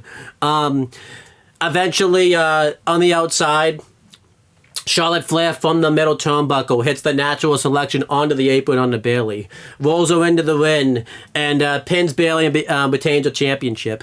Also, I don't know if you remember, this was when they were pushing that pay-per-view undefeated streak that nobody cared about. She was like 15-0 at this time, so this extended that. Overall, I thought this match was pretty good. I gave it 3 1/4 stars. I thought this was a pretty good match. It was pretty solid, and I didn't really have any like real issues with it. The story, like I said, we're gonna talk about this. The story was really well. It wasn't time for Bayley to win yet. I was okay with her losing here. Keep Charlotte heating up. Give it to a Bayley on a big moment. What Charlotte I'll talk about in a second. Charlotte retaining made sense. There was no reason to break the pay-per-view streak here, because that's the type of stuff you save for a big show, which they didn't. But yeah, what do you think of this match? I give it 3 1/4. I thought this was pretty good. I give it 3 1/4 too. It was really good. Charlotte and Bayley always had chemistry because they wrestled so much out of the Four Horsewomen. They always had good matches together. No one really carried the one person like Charlotte did with Sasha, obviously. But yeah, like they've always had really good chemistry, really good match. Yeah. And when I did say like the tables were set pretty well here, it looked like Vince was kind of like gonna give Bayley like a nice redemption story. Bayley's gonna get a big moment and win the title there. They're gonna break the pay-per-view streak. Maybe at Mania. None of that happened. Vince, decided to rush this. Everything. He had Bayley win the title on Raw. For no reason, in the main event, and no one cared because it was it main evented the Raw where the Festival of Friendship happened, and the crowd was dead for that match, so no one really reacted to it. So that was stupid. It was one of the many times where Vince didn't really see that Universal title program, what he really had with that right there, because he stupidly decided not to have the turn happen in the main event segment, but whatever. And then the next pay-per-view, the next time Raw was on pay-per-view Fastlane, he stupidly had Charlotte lose a streak there instead of just wait until WrestleMania. And then the match changed to a 4-way at Mania between Bayley, Nia Jax, Sasha Banks, and Charlotte. That was really thrown together, a match you wouldn't even that match for some reason happened at Mania, and instead of flipping them, they should have done the 4-way at Fastlane and then the Charlotte Bayley match at Mania. But Vince got very impatient, just rushed everything, and but he always yeah. The career retrospectives, we've talked about them before. Charlotte still hasn't come back yet from her injury, and she's due to come back soon. She might be back at the Rumble. And Bayley won the Rumble last year and has been a pretty good babyface. She had a pretty adequate title reign last year, and now she's kind of just doing her thing right now. So that's kind of what happened. Then we had the next match. It was a WWE Universal Championship match. It was no disqualification, with Chris Jericho suspended above the ring in a shark cage. It was Kevin Owens defending against Roman Reigns, the first of their trilogy matches at the Royal Rumble, because they had one in 2021 and then they had one in a couple years ago in 2023. Obviously they were kind of teasing a eventually this friendship started between Kevin Owens and Chris Jericho, and Jericho always interfered in Kevin Owens' title matches, always helped him retain. And the most recent time was at Roadblock End of the Line, where he attacked Kevin Owens, and it was all revealed to be a master plan where it was to get him to win by DQ, so that way he'd keep his championship. So Mick Foley, who was the Raw GM, finally had enough and said that this isn't going to happen anymore. Now this match is going to be, now you're going to be suspended above the ring in a shark cage. I don't know why WWE were really obsessed with shark cage matches at this time. Yeah, they put I think Enzo was in a shark cage. Paul Ellering and NXT. Yep. And then I know they did another one after this, but it was like 3 in the span of like a few months. They were like really obsessed with them for some reason. They really were. So yeah, the whole build up to this match was wondering if Kevin Owens was going to be able to retain the championship by himself. They did like a handicap match on Raw where it was Jericho versus Roman Reigns for his U.S. title, and because of the numbers game, it caused him to lose his U.S. championship. And the only time Kevin Owens was ever able to get the upper hand on Roman Reigns was via help from Chris Jericho. I thought they told the storyline well. I think that big critique we had with Kevin Owens' Universal title reign is he kind of went back to that traditional heel thing where he, obviously if you've seen his NXT run, that's really what his Universal title run probably should have been, type of thing. And you're seeing it nowadays, like just the difference how Kevin Owens is presented in the Triple H era versus how Vince presented him. He was kind of like the cowardly heel. He's not really, I mean, he's kind of cowardly a little bit, but he's not completely cowardly like he is in the Triple H era. Oh yeah. He's more like calculated nowadays and everything like that. This match happened. The match starts. Jericho doesn't want to go into the shark cage, so he's kind of delaying, so they try to get the jump on Roman Reigns. The one stupid thing I think we called out at the time is for some reason they stupidly made this match no disqualification, which kind of negated the purpose of the shark cage match, because the whole reason is so that way no one can interfere, and now they don't have Jericho, and as you're gonna see, them making it a no DQ match screwed over Roman Reigns because someone interferes to cost them the match. So it's I don't know why they made it a no disqualification match. It was kind of stupid. I think this is kind of too, like, this match really didn't have a lot of hype behind it either, because we had seen this match like 5 times on Raw, like before they showed the match here. So like, because they feuded like and it wasn't like in the feud like there was like interviews and promos, segments. It was matches. It was always matches. I think they had about 5 or 6 matches at this point. I think Reigns won every time too, so it was like, okay. So they would just make the handicap match where Jericho became the U.S. champion. Yeah, every other time Reigns won, so that's cool. And obviously, I forget, this is like bland-ass Roman Reigns big dog era, and he's still being booed heavily out of buildings, and Vince is just going against the ring and won't turn the guy heel. And, as we're going to see... He didn't turn him heel until he actually fucking said that he wanted to go heel. Yeah, so, like, But yeah, so the Jericho get the jump on Roman Reigns, but he's able to counteract the attack, and he locks Jericho in the shark cage. Roman and KO brawl through the crowd. Reigns uses one of those stands that like has the rope attached to it when you're standing in lines like an amusement park, and he hits KO with it. KO hits Roman Reigns a couple of times in the ribs with a steel chair. Eventually, he throws him into the steps. And I've kind of noticed this in Babyface. If the Babyface goes... one rule in wrestling is if the Babyface goes through the heel into the steps, it's always going to get reversed. I don't think the Babyface is ever going to win that. So... Never. KO, this is kind of cool. He sets up like a Eiffel Tower, like of steel chairs. Like it's like sets him up like an Eiffel Tower position. Which is pretty cool, and they don't really do anything with that originally, but that was kind of cool. And then KO and Roman Reigns continue to attack each other with chairs. Roman sets up a table, but KO counteracts that attack, and KO hits a frog splash to Roman Reigns through the table, but he doesn't get the pinfall. And KO actually hits a stunner in this match, which is kind of unique because obviously this wasn't his finisher yet. He just kind of threw. I think this is the first time he ever actually even did it, so that was kind of interesting. And then Jericho throws down brass knuckles to Kevin Owens, and he actually hits a Superman punch with the brass knuckles, and Roman Reigns ended up kicking out of that, so that was kind of cool.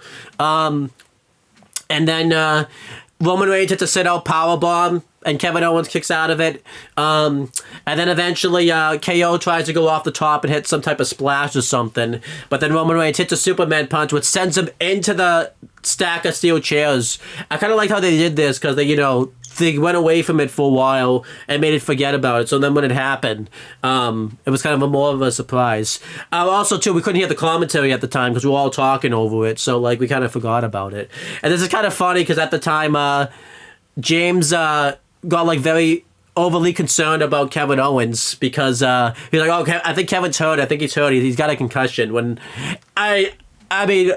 I assume it didn't feel great, but obviously Kevin Owens was just selling because the whole thing is he just went through a stack of steel chairs. He was just selling because afterwards, I think what made James concerned was the fact that Roman Reigns would try to pick him up and but he's dead weight, so he was obviously selling. But James thought he was actually injured and everything like that. It was actually pretty funny type of thing.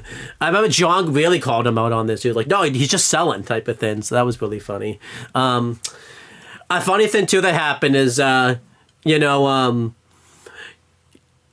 they went to do the dead weight spot, Kevin Owens really flopped on the ground and everything like that. And then eventually Roman Reigns does a power bomb through the announcer's table, and he pretty much could just win the championship at this point. Kevin Owens is pretty much out on his feet, and then Braun Strowman shows up. He attacks Roman Reigns. He chokes him and tosses him into the post, and then he hits a running power slam through a table that Roman Reigns had set up in the corner, and Kevin Owens puts a shoulder over Roman Reigns and beats Roman Reigns and retains the championship. And Braun Strowman did this because on Raw a few weeks before this, Goldberg and Reigns laid out Strowman with the spear, so Strowman got upset about it and took it out on Roman Reigns.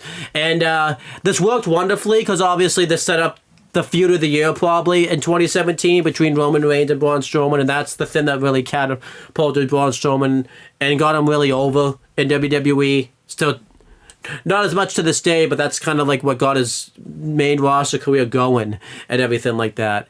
So it's kind of cool to see what came of it and everything like that. And, Kevin Owens retained the championship.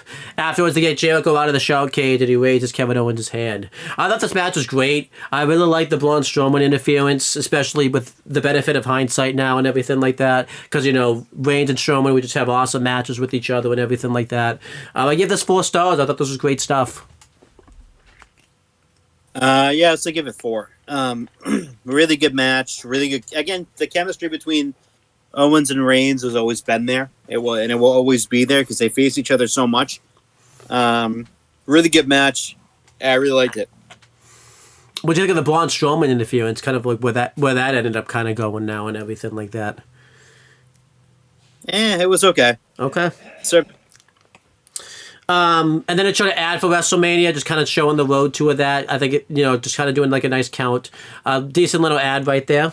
And then backstage, Mick Foley and Stephanie McMahon, are talking about how the night's kind of going well so far. And Stephanie McMahon kind of chastises Mick Foley because the whole purpose of the showcase was so no one could interfere, and it ended up blowing up in his face.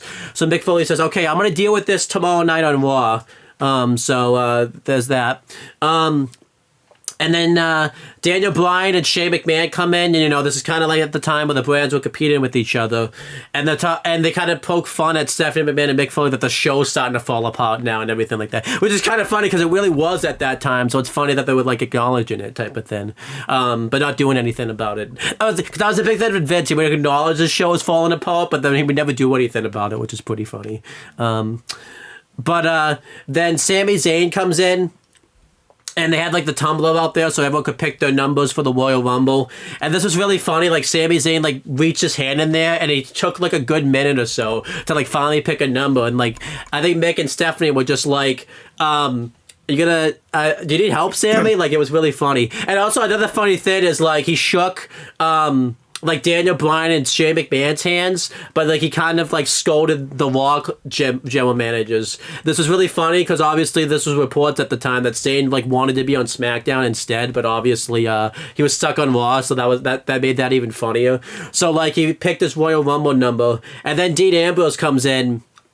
He grabs his Royal Rumble number, and like Sami Zayn like needs help opening his number, because they were in like balls and everything like that. And Dean Ambrose is like, "Sure, I can help you." And then This is probably the funniest thing I think Ambrose has ever done. I remember we laughed at this for a good couple minutes after it happened, and I think we laughed the next day too. Dean Ambrose is just like, "Oh, your number's 8," and then he just goes, "Oh, it's actually upside down. It's still 8 because 8 upside down is still gonna be 8." Like that was awesome. And then Sami Zayn's just like, "Well, do you need help opening your number?" And Dean Ambrose is just like, "No, I'm gonna be surprised. You can't ruin the surprise of your number." And I think Ambrose said he's just gonna go take a nap or something like that. Like, this is probably the funniest thing that happened, and this is the funniest thing I think that Dean Ambrose, John Moxley, any of that's ever done his entire career. Like, this segment was a riot. What'd you think of this segment? This was awesome. It was great. I loved it. It was amazing. Then we had the next match. It was the Cruiserweight Championship match. It was Cruiserweight Champion Rich Swann versus Neville. The reason for this match was the Cruiserweight division had just moved to Raw, and it was not doing well at all. Nobody knew anybody that was in the division. Nobody cared. It was to the point where, like, they had to make 205 Live because, like, it was sucking on Raw so much. And then, then the title reigns happened, and then they put Neville in the division, and I think Neville kind of joined the division is what really kind of started to turn it around. And he was a heel. He turned heel. This is essentially what started as like what his character is now, the bastard character. He kind of started that in WWE. He came back at Roadblock End of the Line, and he destroyed Rich Swann and basically said that he's the king of the cruiserweights, and he got upset about the fact that when the Cruiserweight Classic took place, he was left out of it, even though he was injured during that time. But I guess that's fine, okay. He talked about like and he how he used to train with Swann. He taught him everything that he knew, and it made him sick about the fact that Rich Swann was getting successful at his expense, and he wanted to be the king of the cruiserweights, and he wanted to take over the cruiserweight division. This feud was really good at this time, but I remember you pointed this out. The whole any feud that ever happened in the cruiserweight division at this time was always like because they were friends. Everyone in the cruiserweight division, like you would say, would be friends. It was really funny. Like, but yeah, then we had the match itself, and the match itself was great. I thought this was awesome. The only thing that sucked about the match is they would change the ropes and stuff for like the cruiserweight division. They would like everything like they would have the purple light and the purple ropes, and it would say like cruiserweights on the floor. So it kind of sucked for the cruiserweights. And again, I think this happened after like a really hot Universal title match. The crowd was kind of dead. I don't really think the crowd cared that much about this match because most of the build of this match happened on 205 Live, so not a lot of people were like seeing the build of the match. So it was just kind of like a match happening. But the match starts. Swann gets the advantage early in the match. He starts taking it to Neville. He hits a really good pescado onto the floor. And then eventually Neville starts to take control. He dominates Rich Swann for a while. Hits a really good sit-out suplex onto him. At one point, he escapes and he throws Swann into the table and throws him back and forth into both sides of the barricade. Rich Swann starts mounting to come back. He hits a flip dive onto the floor. And then eventually... Neville finally wins the match. He hits the superplex, and Swann kicks out, and then he locks him into the Winds of Saturn. And Rich Swann ends up tapping out, and Neville became the new Cruiserweight champion.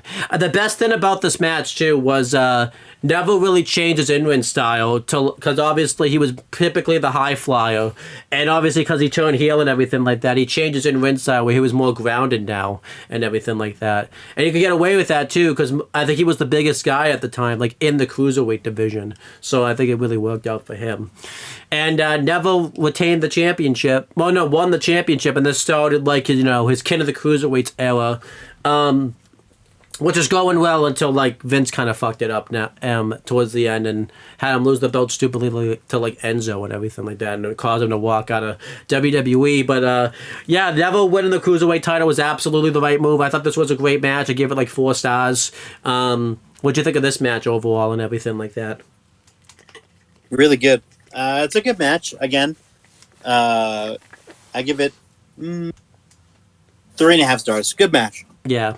Again, I think the biggest thing that holding back this match against it was the crowd really wasn't all that into this match. They were kind of quiet throughout a lot of points of this match. Again, because, it was kind of the typical problem of the cruiserweights at the time and everything like that. Going through the career retrospectives, again, we've done Neville before, but he's pretty much doing the same thing that Claudio is doing nowadays. So you can kind of follow that. He just came back recently, and Rich Swann has been in TNA for a while. He's had to be taken off TNA due to his alcohol abuse and everything like that. He had to go to rehab, and I've just seen reports recently that he got released he might not even be coming back to TNA. That's how bad it is. They might release him from his contract and everything like that. So not good to be Rich Swann right now. So. And going back through everything else, like Kevin Owens, he just recently went back to being a heel because of the bloodline stuff. And then Roman Reigns is, ironically enough, getting the biggest reactions of the whole and you wouldn't know it from this show because he gets the biggest reactions, just not the ones that the WWE wanted at the time. So, and then... he was the moneymaker. He's the moneymaker, yeah. And then obviously, I did Charlotte and Bayley. Dean Ambrose we'll see again, but we don't see the GMs. Daniel Bryan, ironically enough, his full-time in-ring career is over, whatever that means, because AEW, you only work 2 days a week, so I don't know. I don't understand what that means. But he's having neck surgery right now. Who knows when he's coming back, if ever. Let's see. Shane McMahon left WWE, and every couple months or so, we hear a report that he's going to show up in AEW, and nothing ever comes of it. So that's kind of what's going on there. And Stephanie McMahon is out of the business for the most part. She'll show up for a big show, like she was at the Netflix Raw, but she's not in an executive role or anything like that. And Mick Foley's kind of just chilling. He's just kind of doing his own thing. He's being a good person. I think that's everyone there. And then... continue. And then I talked about everyone with Swan. Then we had the next match. It was a WWE World Championship match. It was AJ Styles defending against John Cena.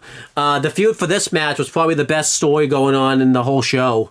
AJ Styles had just debuted with WWE a year prior to this, literally at the same pay-per-view.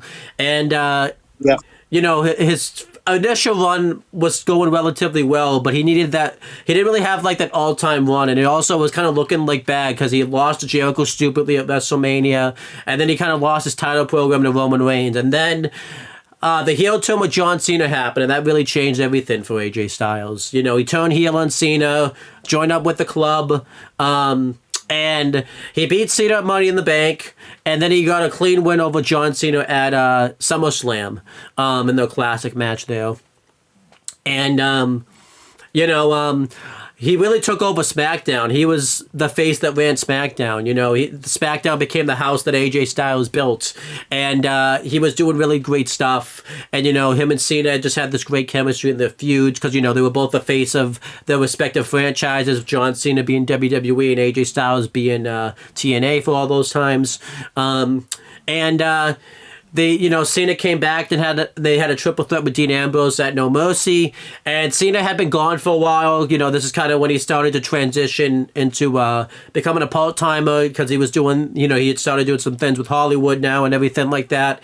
And the big story was, can John Cena tie the record and become a 16-time world champion? He had come back on the wild card episode of SmackDown, and they kind of started telling this storyline with Cena where, maybe he was kind of starting to lose it a little bit because he was losing a lot of matches clean at this time. He was kind of, and everything like that, and, he hadn't really been around all that much. So, was his act starting to fade now and everything like that. Him and Styles had that great promo segment of doing the contract signing where Cena kind of cut a passionate promo. And, they had that really good segment on SmackDown where Cena talked about him and everything like that. And I don't think I could do this match justice. This match was really great, very back and forth. And it was really a great match right here. I thought this match was absolutely awesome. Cena and Styles just have really great chemistry, and they told a really nice story here. Eventually, Cena does win the match. He breaks he didn't break the record, but he ties the record, and he hits two AAs onto AJ Styles, and he ties the record as becoming a 16-time world champion. And yeah, I thought this match was great. I gave it 4 3/4 stars.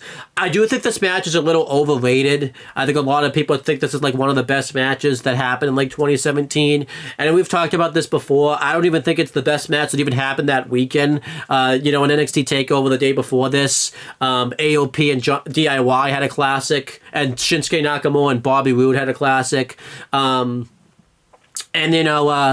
I think the SummerSlam match, I think, is just a lot better. I think, this match was a little predictable because it was kind of setting up that Cena was going to win. And I think that match at the Rumble, I think the match at SummerSlam's a bit neater. This match does have a little, it does take a little bit to kind of get going a little bit. Also, the commentary for this match is pretty bad, too, because there's one point where, like, Mauro Ranallo kept trying to ask, like, David Otunga a question, and he never answered, and JBL had to, like, press him to finally answer the question. And David Otunga's the commentary for this match wasn't as great. And I just think the SummerSlam match is just much better. I think this match is great, but it's not, but I do think it's a little overrated. Overall, what did you think of this match? And do you think this match is overrated? Do you think it's properly rated? I give this match, I'll give it 4 because to me, like you said, like the SummerSlam match was superior. But this match is still great. It's definitely not the best match of 2017, but it was definitely one of the top matches of 2017. But yeah, I liked it a lot. It's really one of those it's one of those matches that really stands out all these years later.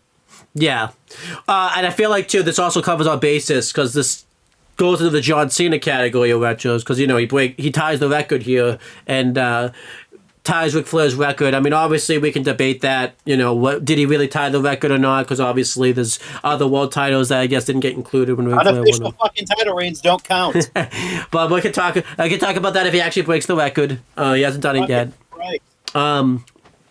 But yeah. So let's see. Continuing. Also, too, I think this match should have happened at WrestleMania too. Kind of looking back, I think we talked about this even at the time. I thought, they were telling a nice storyline with Cena because this is the first time, they really made him vulnerable and everything like that. And, telling the story where could he tie the record and type of things because he was doing all this type of things. I would have held off this match till Mania, especially, too, with what the WWE Championship match ended up being at WrestleMania and what Cena and Styles both ended up doing at WrestleMania. They should have had a match at WrestleMania. They should have done this match at Mania instead, especially... Oh, yeah. Cena tying the record should have happened at WrestleMania too. It feels like a Mania moment versus like a Royal Rumble moment. And they kind of his 16th world title win was really dumb too. Like he ended up lobbing the belt like 2 weeks later at Elimination Chamber, like really dumb. And then like his match at Mania. I mean, especially with the hindsight, it ended up being a waste of time for everybody because obviously the biggest thing that should have come out of that match at Mania doesn't even end up mattering in the long run type of thing. And I even said that back then too. I was like, what a waste of time. Like, great, we got an engagement out of it, but like, there's so much better. Like, so many better things could have come out of that. Like Mania, like Cena and Styles should have been the title match. Maybe not the main event, but it should have been the WWE title match at WrestleMania type of thing. We had a forced engagement. Yeah. That John didn't want to do. That went bananas because Al Roker was there from the Today Show, so they could fucking air that on the Today Show. It didn't. It just didn't make any sense. That match should have been at WrestleMania, not the mixed tag that led to the stupid engagement that didn't end up meaning anything at the end because they broke it off not even a year later. Don't forget, too, by the way, think about the WWE Championship match we did get at WrestleMania was the freaking Randy Orton Bray Wyatt fiasco that took place at WrestleMania. And also, we got... arms in the ring. We got AJ Shane, which was great, but AJ should have been in the title match. And then, Absolutely, title match. and you know what the weird thing is? This is probably the best thing that happens with the Well, maybe the Bray Wyatt winning the title, but I feel like we think of that. I think we like that more in hindsight with what's happened with Bray. But this is honestly the best thing that ends up happening with the WWE Championship all year in 2017. Because then afterwards we get that Randy and Bray Wyatt stuff. Then we get Jinder's reign, and I don't think I need to say anything more. So like, this is so, like this match should have been. So, yeah. Test Jinder was tested alright, just not for steroids. He was just tested. By the way, if they ever say that was the plan all along, Jinder's not even on the show at all. He doesn't even show up. Like that shows you how much of a quick. Because I screamed it. I'm fucking partially responsible because Vince heard me backstage. Said, "Hey, that's a good idea. Maybe we should test Jinder. Test him right to the top." Yeah. Then we have the Royal Rumble match, Jerry Lawler came out and did commentary. It was Cole, Lawler, and Graves on commentary for this. I thought they all did well on commentary. Kane was still relatively good. You could definitely tell because he was being phased out as like a part-timer that he didn't keep track of the product. Because some points he'd just be like, oh, it's this guy, like trying to get around the fact he didn't remember the guy's name. Like I think Braun Strowman comes out at one point like, oh, this guy's a big guy. Like you could definitely tell he wasn't keeping up with like the You could definitely... It's almost like Art Donovan levels. Yeah. How much does this guy weigh? But yeah, kind of going through it. Because we're running out short on time, I won't go through the whole match. I'll just say all the entrances and say the big moments. So I'll just say all the entrances quick. Number 1 was Monday Night Raw's Big Cass. Number 2 was Monday Night Raw's Chris Jericho, who was the U.S. champ at this time. Number 3 was SmackDown's Kalisto. Number 4 was SmackDown's... Two of the first 8 were fucking... out of the first 8, only 2 were SmackDown. Yeah. So number 4 is Mojo Rawley, who was SmackDown. Everyone else was Raw at this point. So number 5 was Jack Gallagher. Number 6 was Mark Henry, who was on Raw. I thought he was retired by this point, but I guess not. Number 7 was Braun Strowman. Number 8 was Sami Zayn. Number 9 was... It says SmackDown's a Big Show, but I'm pretty sure he wasn't on SmackDown at this time, so I think that's one. Was he? No, because... I thought was this before the Enzo feud or was this after the Enzo feud? I think this is the past feud. I think this is before the Enzo feud. So, but whatever. Weird. Number 10 was NXT's Ty Dillinger. We'll get to that later. I don't know. Fucking Big Show was on like fucking SmackDown on Raw 50,000 times. It's tough to keep up with them. I know, but yeah, number 10 was SmackDown. Sorry, number 10 was NXT's Ty Dillinger. Number 11 was SmackDown's James Ellsworth. Number 12 was SmackDown's Intercontinental Champion Dean Ambrose. Number 13 was SmackDown's Baron Corbin. Number 14 was Monday Night Raw's Kofi Kingston. Number 15 was SmackDown's The Miz. The 16 through 20s Raw, so 16's Sheamus, 17's Big E, 18's Rusev, 19's Cesaro, 20's Xavier Woods. They really did a bad job of like separating the shows. Yeah, definitely. They definitely put together Raw, or SmackDown. Yeah. Number 21 was SmackDown's Bray Wyatt. Number 22 was SmackDown's Apollo Crews. Number 23 was SmackDown's Randy Orton. Number 24 was SmackDown's Dolph Ziggler. Number 25 was SmackDown's Luke Harper. Everyone else at this point's Raw. Number 26 is Brock Lesnar. 27 Enzo Amore. 28 was Goldberg. For some reason, it says here number 29 Undertaker was on Raw, but I'm pretty sure Undertaker was like a free agent. I don't think he was on Raw or SmackDown, so I don't know. But and then because I don't think he was drafted in the last. Yeah, he wasn't in the 2015 draft. Yeah, so I don't know what. I feel like Wikipedia might be one right here. And then number 30 is Roman Reigns. So we're just gonna go through the highlights of what took place in this Rumble. Before this, Enzo and Big Cass, when Big Cass does his entrance, they do like a little promo segment together. The big thing is Jericho broke the all-time time in a Rumble match cumulatively, which is pretty he broke it right away too, which is pretty funny. Like McCall had to mention it like right away type of thing. He was in there for an hour and 13 minutes. Yeah, so that made him break the cumulative most time. Braun Strowman looked very strong in this match. He took out a lot of people and eliminated a lot of people. And he looked really strong in this match. He took out Mark Henry by himself and the Big Show, which really didn't happen very often. He had 7 eliminations. Yeah.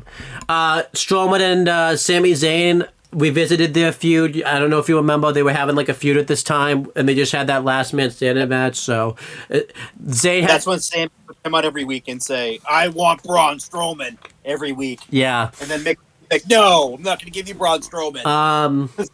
Then eventually was like, "Yes, you can have him." Yeah. Like, okay, it should just fucking said that to begin with. Yeah. We didn't need 3 weeks of you fucking begging for Braun Strowman.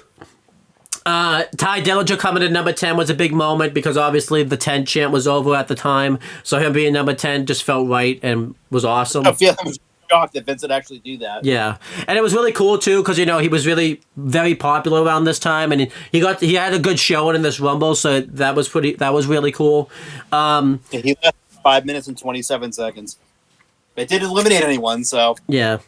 Number 11 was James Ellsworth. He had a funny cameo where he came out and he would have had to come like face to face with Braun Strowman and he was too afraid to. So then Dean Ambrose came out like right after him and like acted like he was gonna go in the win and help him, but like just didn't. And Braun Strowman like murdered him and chokeslammed him out of the win. And I remember we all hated James Ellsworth at this time except James. And we were like happy he got eliminated. And this was 15 seconds, baby. Let's go. This was really funny too because was this like had he turned heel yet or no? Yeah, because he comes out with Carmella here, and she was a heel at the time. Yeah. So That's right. This was awesome though because this all made sense because obviously if you remember that's how Ellsworth even turned heel because he cost Ambrose the championship. This was kind of Ambrose's revenge, and this is also cool because Braun Strowman and James Ellsworth seemed like inseparable at this time because that's how even James Ellsworth got popular, and that's how kind of Strowman kind of started getting popular because they had that squash match like in the first episode of the 2016 draft, so that all tied in really well. He wasn't even going to be a part of the show after that. Yeah, and then Kofi had one of his famous Royal Rumble saves where Corbin tried to like eliminate him and he like held on to the ring post and this is when it turned into like the LED ring post that we see like on Raw and SmackDown nowadays, and he used that to like save himself from elimination. And then Sheamus and Cesaro eliminated all members of the New Day like at the same time, which was a pretty big deal because obviously they were feuding at the time. And afterwards, Sheamus tried to eliminate Cesaro, and Cesaro saw it coming, so they all eliminated each other. Jericho swooped in and eliminated like both of them. A common thing that would happen with Jericho in this match is he would be laid out for like minutes at a time. At one point, like I think he tried, and he would roll outside the ring, like he tried to attack Big Show from behind. He got knocked out, and he'd lay that out. I'm pretty sure Sheamus at one point lays him out with a blow kick, and he's knocked out for a while. So that was pretty interesting. They kind of teased tension, between Cesaro and Sheamus because they did the thing where Cesaro did the swings, and then he went to do one to Sheamus, but then Sheamus tried to call him off, but then they got attacked from behind and everything like that. Braun Strowman, like I said, looked really strong, and Baron Corbin was the one that ended up eliminating him, which was kind of a big deal at the time. He kind of did it by himself, but they also did the thing where Strowman got hit with a bunch of finishes before then, so This is a big dude. Gotta do the fucking big dude spots with him. Yeah. The Bray Wyatt Randy Orton feud was going on at this time. This is when Randy Orton infiltrated the Wyatt family, and he would laid out everyone with RKOs. He didn't really know what he was gonna do to Bray.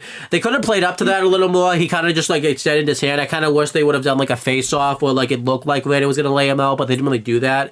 And then I think the next number after Randy, I think it was Dolph, but then Luke Harper came out, and they kind of did this big moment because we didn't really know what Harper's status was going to be in the Wyatt family because Bray had just laid him out with the sister Abigail. And then this was his first appearance since then. So we didn't really know where he stood in the Wyatt family. A big moment that happened here was he laid out Wyatt with the discus lariat, and he attacked Orton and Wyatt, and he went to lay out Wyatt with the Sister Abigail, but then Orton laid him out with the RKO. So like the numbers game. The only thing I didn't like is they kept him in the Rumble match like longer. Like he should have just been eliminated because he doesn't do anything else other than that like really significant. So Yeah. I think we even said that at the time too, that it's weird that they kept him in the Rumble match afterwards. And then Brock looked strong in the Rumble match. He eliminated a lot of people. And he was looking for Goldberg because they just did the Survivor Series 2016 match where Goldberg beat him in like a minute. That's the whole reason he even entered the Rumble match, because Goldberg entered and he wanted to get his hands on Goldberg. So like they did a funny thing where you thought Goldberg was going to come out the first time, and it ended up being Enzo. And nowadays, what did you stand on Enzo? Because I know you hated him, but I think you didn't really mind at this time. But I know your hatred was going to grow later, but I always remember you always like went back and forth with whether you liked Enzo. I'm pretty sure you liked him around like kind of here type of thing. I know I hated him around the time of the the Big Show. Big Show and Enzo versus Big Cass feud going into the summer. Yeah. I just, I was just done with him at that point. He wasn't really doing it for me. Like the shtick was kind of like getting old at that point. Yeah. He definitely felt like he was getting super stale, and I don't think a Big Cass turning on him, Like obviously as 2020, I don't think them breaking up was a very good idea. Right. If they were going to do anything, it should have been Big Cass and Enzo turning heel themselves, like when they did when Big Cass is laid out. Should have been like, okay, we have the security camera footage, boom, and it shows them scheming the plot together. Yeah, I think I remember a big. Okay, now Enzo's by himself, and all he can do is talk because he can't fucking wrestle. I think a big thing, the big critical thing we said too is, because they were in NXT, and NXT at the time was taped like a few episodes at a time, and not everyone would be on every taped episode. So like if you wouldn't see Enzo and Cass for a few weeks, so the stick wouldn't get stale. But now that they're basically there every week, so now the stick gets stale very quickly and everything like that. That's kind of what ended up happening. But this was funny, though, just because, Enzo was coming in like to a big tough guy, and he just gets immediately laid out by Brock. And I feel like, too, this is even funnier with hindsight, because, now that you know more about Enzo, it's kind of... Because he kind of is someone that's all talk and then gets his ass kicked type of thing. So this kind of made it even fun. This kind of was like fiction blown reality. It's just not the All way... talking. Yeah. And then, Goldberg finally did come out. He was right after Enzo, and then he immediately eliminated Brock pretty quickly. I think this was a decent story to tell, someone finally getting Brock's upper hand. I remember we were just critical of who it was being done with. It should have been done again. I think John even said this when Braun got hot. It should have been him that happened with type of thing, because it would have been awesome if Braun did it. But again, obviously Braun didn't get hot yet. So, but like they should have. This is kind of like the situational thing where like you could definitely tell Vince was week to week. I think if Triple H was booking around this time, he would have like planned it in advance that Braun was going to be the guy type of thing. So, but then continuing. And then Taker showed up, and I think we didn't talk about this. I'm pretty sure I'm trying to remember the facts right. So the Alamo Dome was very big. It was one of the bigger arenas they had been to for a while, so they had to change the Rumble rules, because typically it's every 90 seconds a new guy comes in, but I think they had to change it for 2 minutes because obviously the arena's so big. And the arena's fucking... Yeah, the Alamo Dome is massive. I'm pretty sure from how I remember this... I think you read this at the time to us, like in news reports and things. Like the guys like Mark Henry, Braun Strowman, and the Big Show had to be taken down by coats. So that's why, like, when they came out, they cut away, and you wouldn't see them all the way at the ring and everything like that. And it would have taken forever. Yeah. So then when Taker had to come out, they just teleported him. Like, they played his entrance and everything like that, but he didn't do his full entrance because obviously the arena's so big and everything like that. It was like WrestleMania showed up halfway down the ramp. I think it was in Orlando. Yeah, same year too, by the way. And yeah, we could talk about this because now we know Taker did. I think we said this at the time too. Taker did not look great in this Rumble match. He was hurt, and he was a bit out of shape when this Rumble came and happened. Him and Goldberg had the face off, and it was pretty cool. Yeah,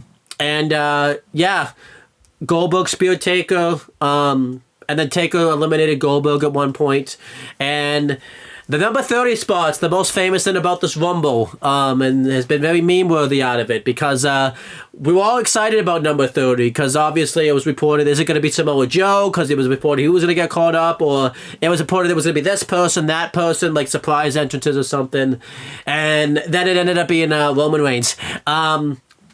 Yeah. And this was definitely Vince playing the crowd, because Roman Reigns is very famous with Royal Rumble moments that disappoint us. You know, obviously we've talked about 2015.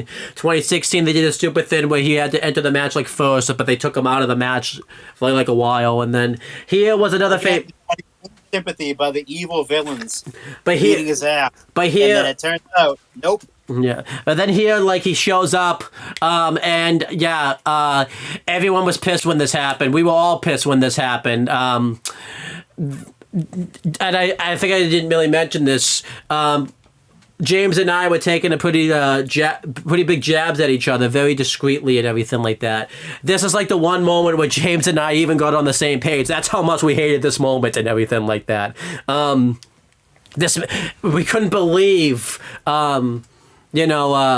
that this happened.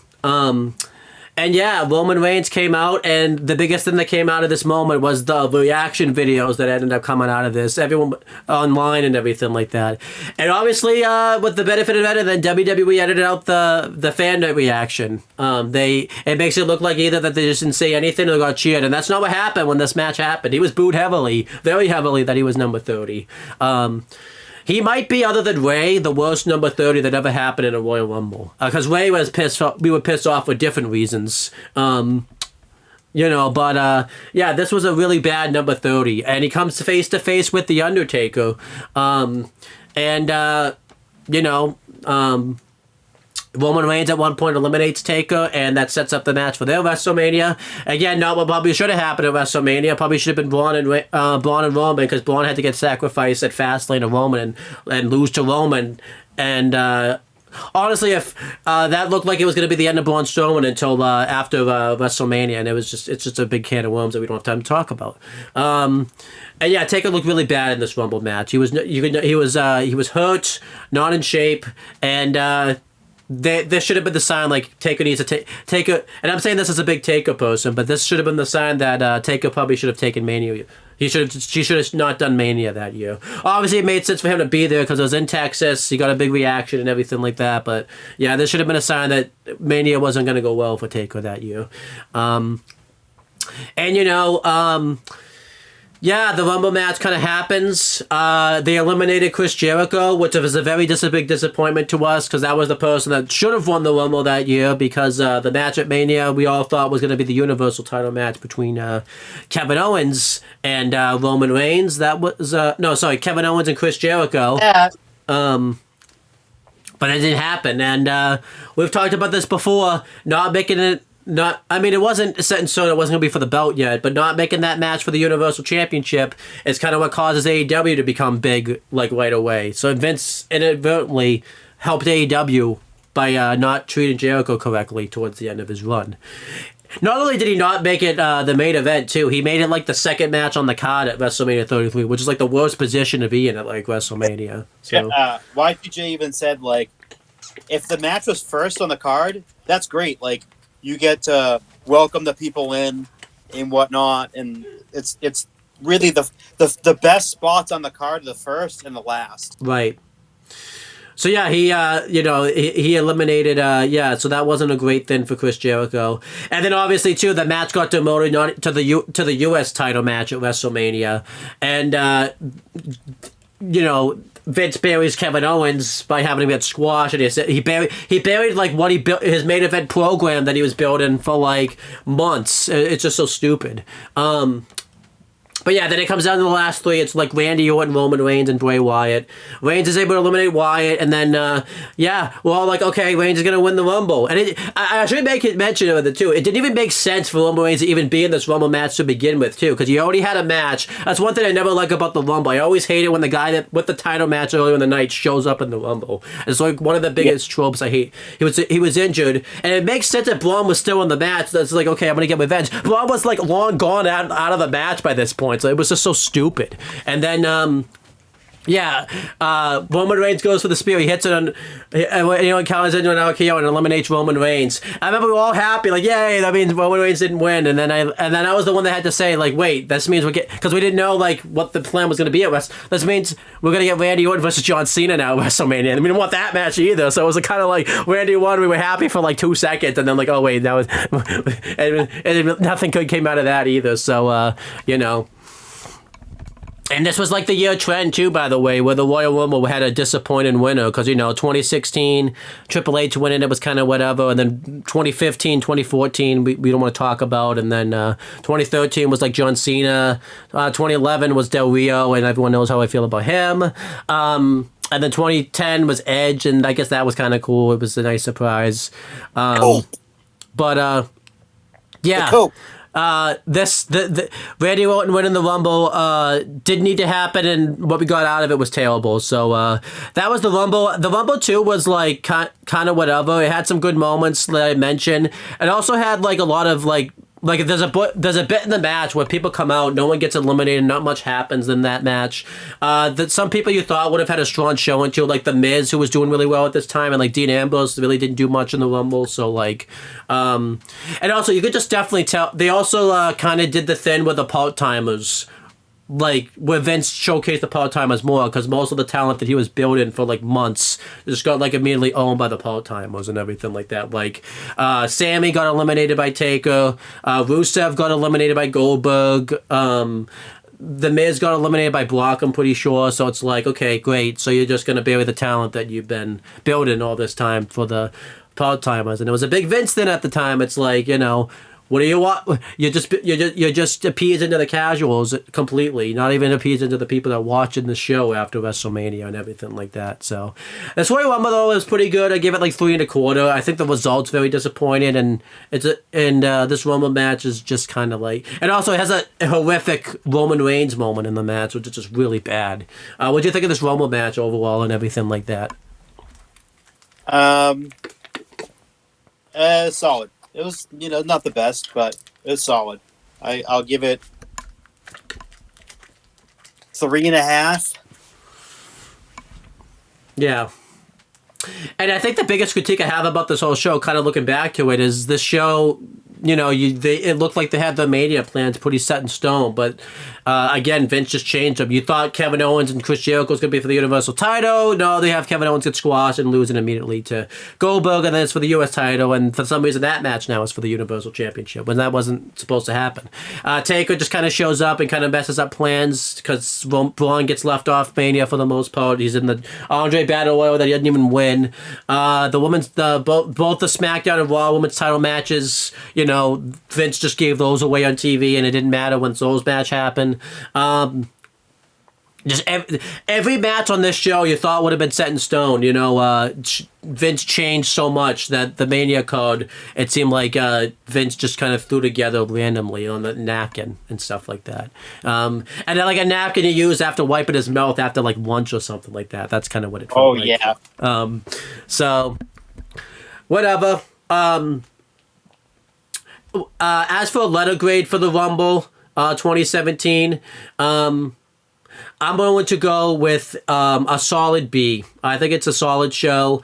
I think the Universal title match is awesome. The Cruiserweight and WWE Championship match, the Raw Women's title match is pretty good.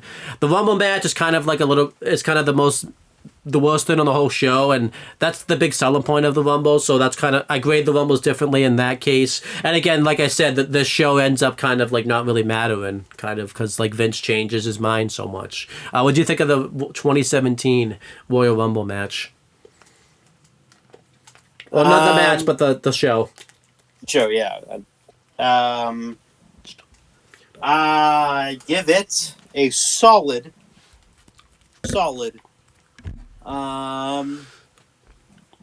B. Not a bad show, but a lot of stuff in that era you look back on it and you go, wow, okay.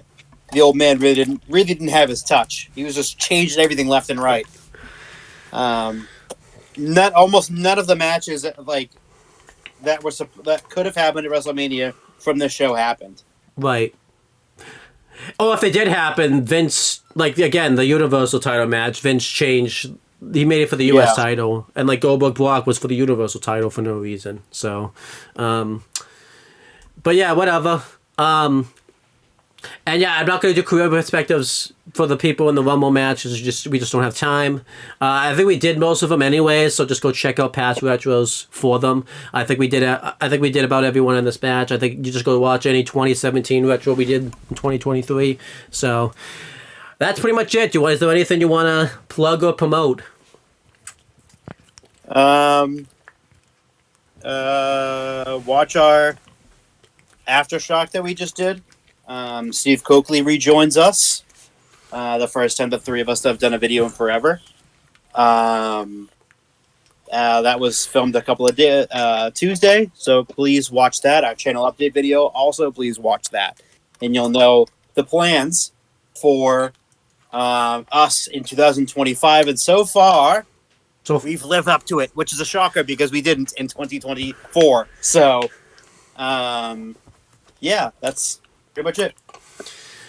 Yeah, we do apologize if this retro was a bit all over the place, but we had to be done by a certain time, so I didn't really go through everything like as in depthly as we would have typically done it type of thing. Huh? We have time constraints today. Yes, we do. Tomorrow, when we're filming the Royal Rumble, we will not have any time constraints. So I mean, I thought I did well for the time constraints, though. I was still able to get everything in there type of thing. Like the Rumble, we didn't go through too in depthly and everything. So plus, we've already done most of the people on the show anyway. Right. Maybe not like an up to date retrospective people, but everyone else we pretty much talked about everyone on that show. But also, other stuff you can check out. Tomorrow we'll be recording Royal Rumble 2020. Which is going to be kind of fun because that will be interesting to look back on because what they end up setting up on that show kind of doesn't matter. Not for the reason, not that one isn't. That one kind of isn't the old man's fault. So we'll talk about going to a deep dive on that. A worldwide global pandemic fucks everything up. Yeah. And then you could check out future stuff we have on the channel on Monday. We're going to record Aftershock, the next episode covering NXT New Year's Evil, this week's SmackDown, and main event, which I'll cover in a few seconds because Chris doesn't have a lot to say about that. We'll debut a new show. You'll see the name of it. I can't think of the name of it. I think it's like the Worldwide Wrestling Outlook or something, where Steve Coakley and I are going to cover the Vince McMahon documentary that came out last fall. I only got 2 episodes left of that to watch. And then, we got some other retros planned and everything like that. Check out the On the Talkinator channel at the moment right now. It is planned that we're going to be coming back with that. I'm going to do some videos there. We're probably going admittedly, Chris, I'll tell you, I'm probably going to be doing more videos with that next week than this channel, since this channel got the focus this week. So, which is great. Yeah, it's great stuff. So we have other retros planned, but you could just watch the channel update video. You know what they are. But that's pretty much it, guys. And since this is being recorded in the past, we will talk to you guys in the future.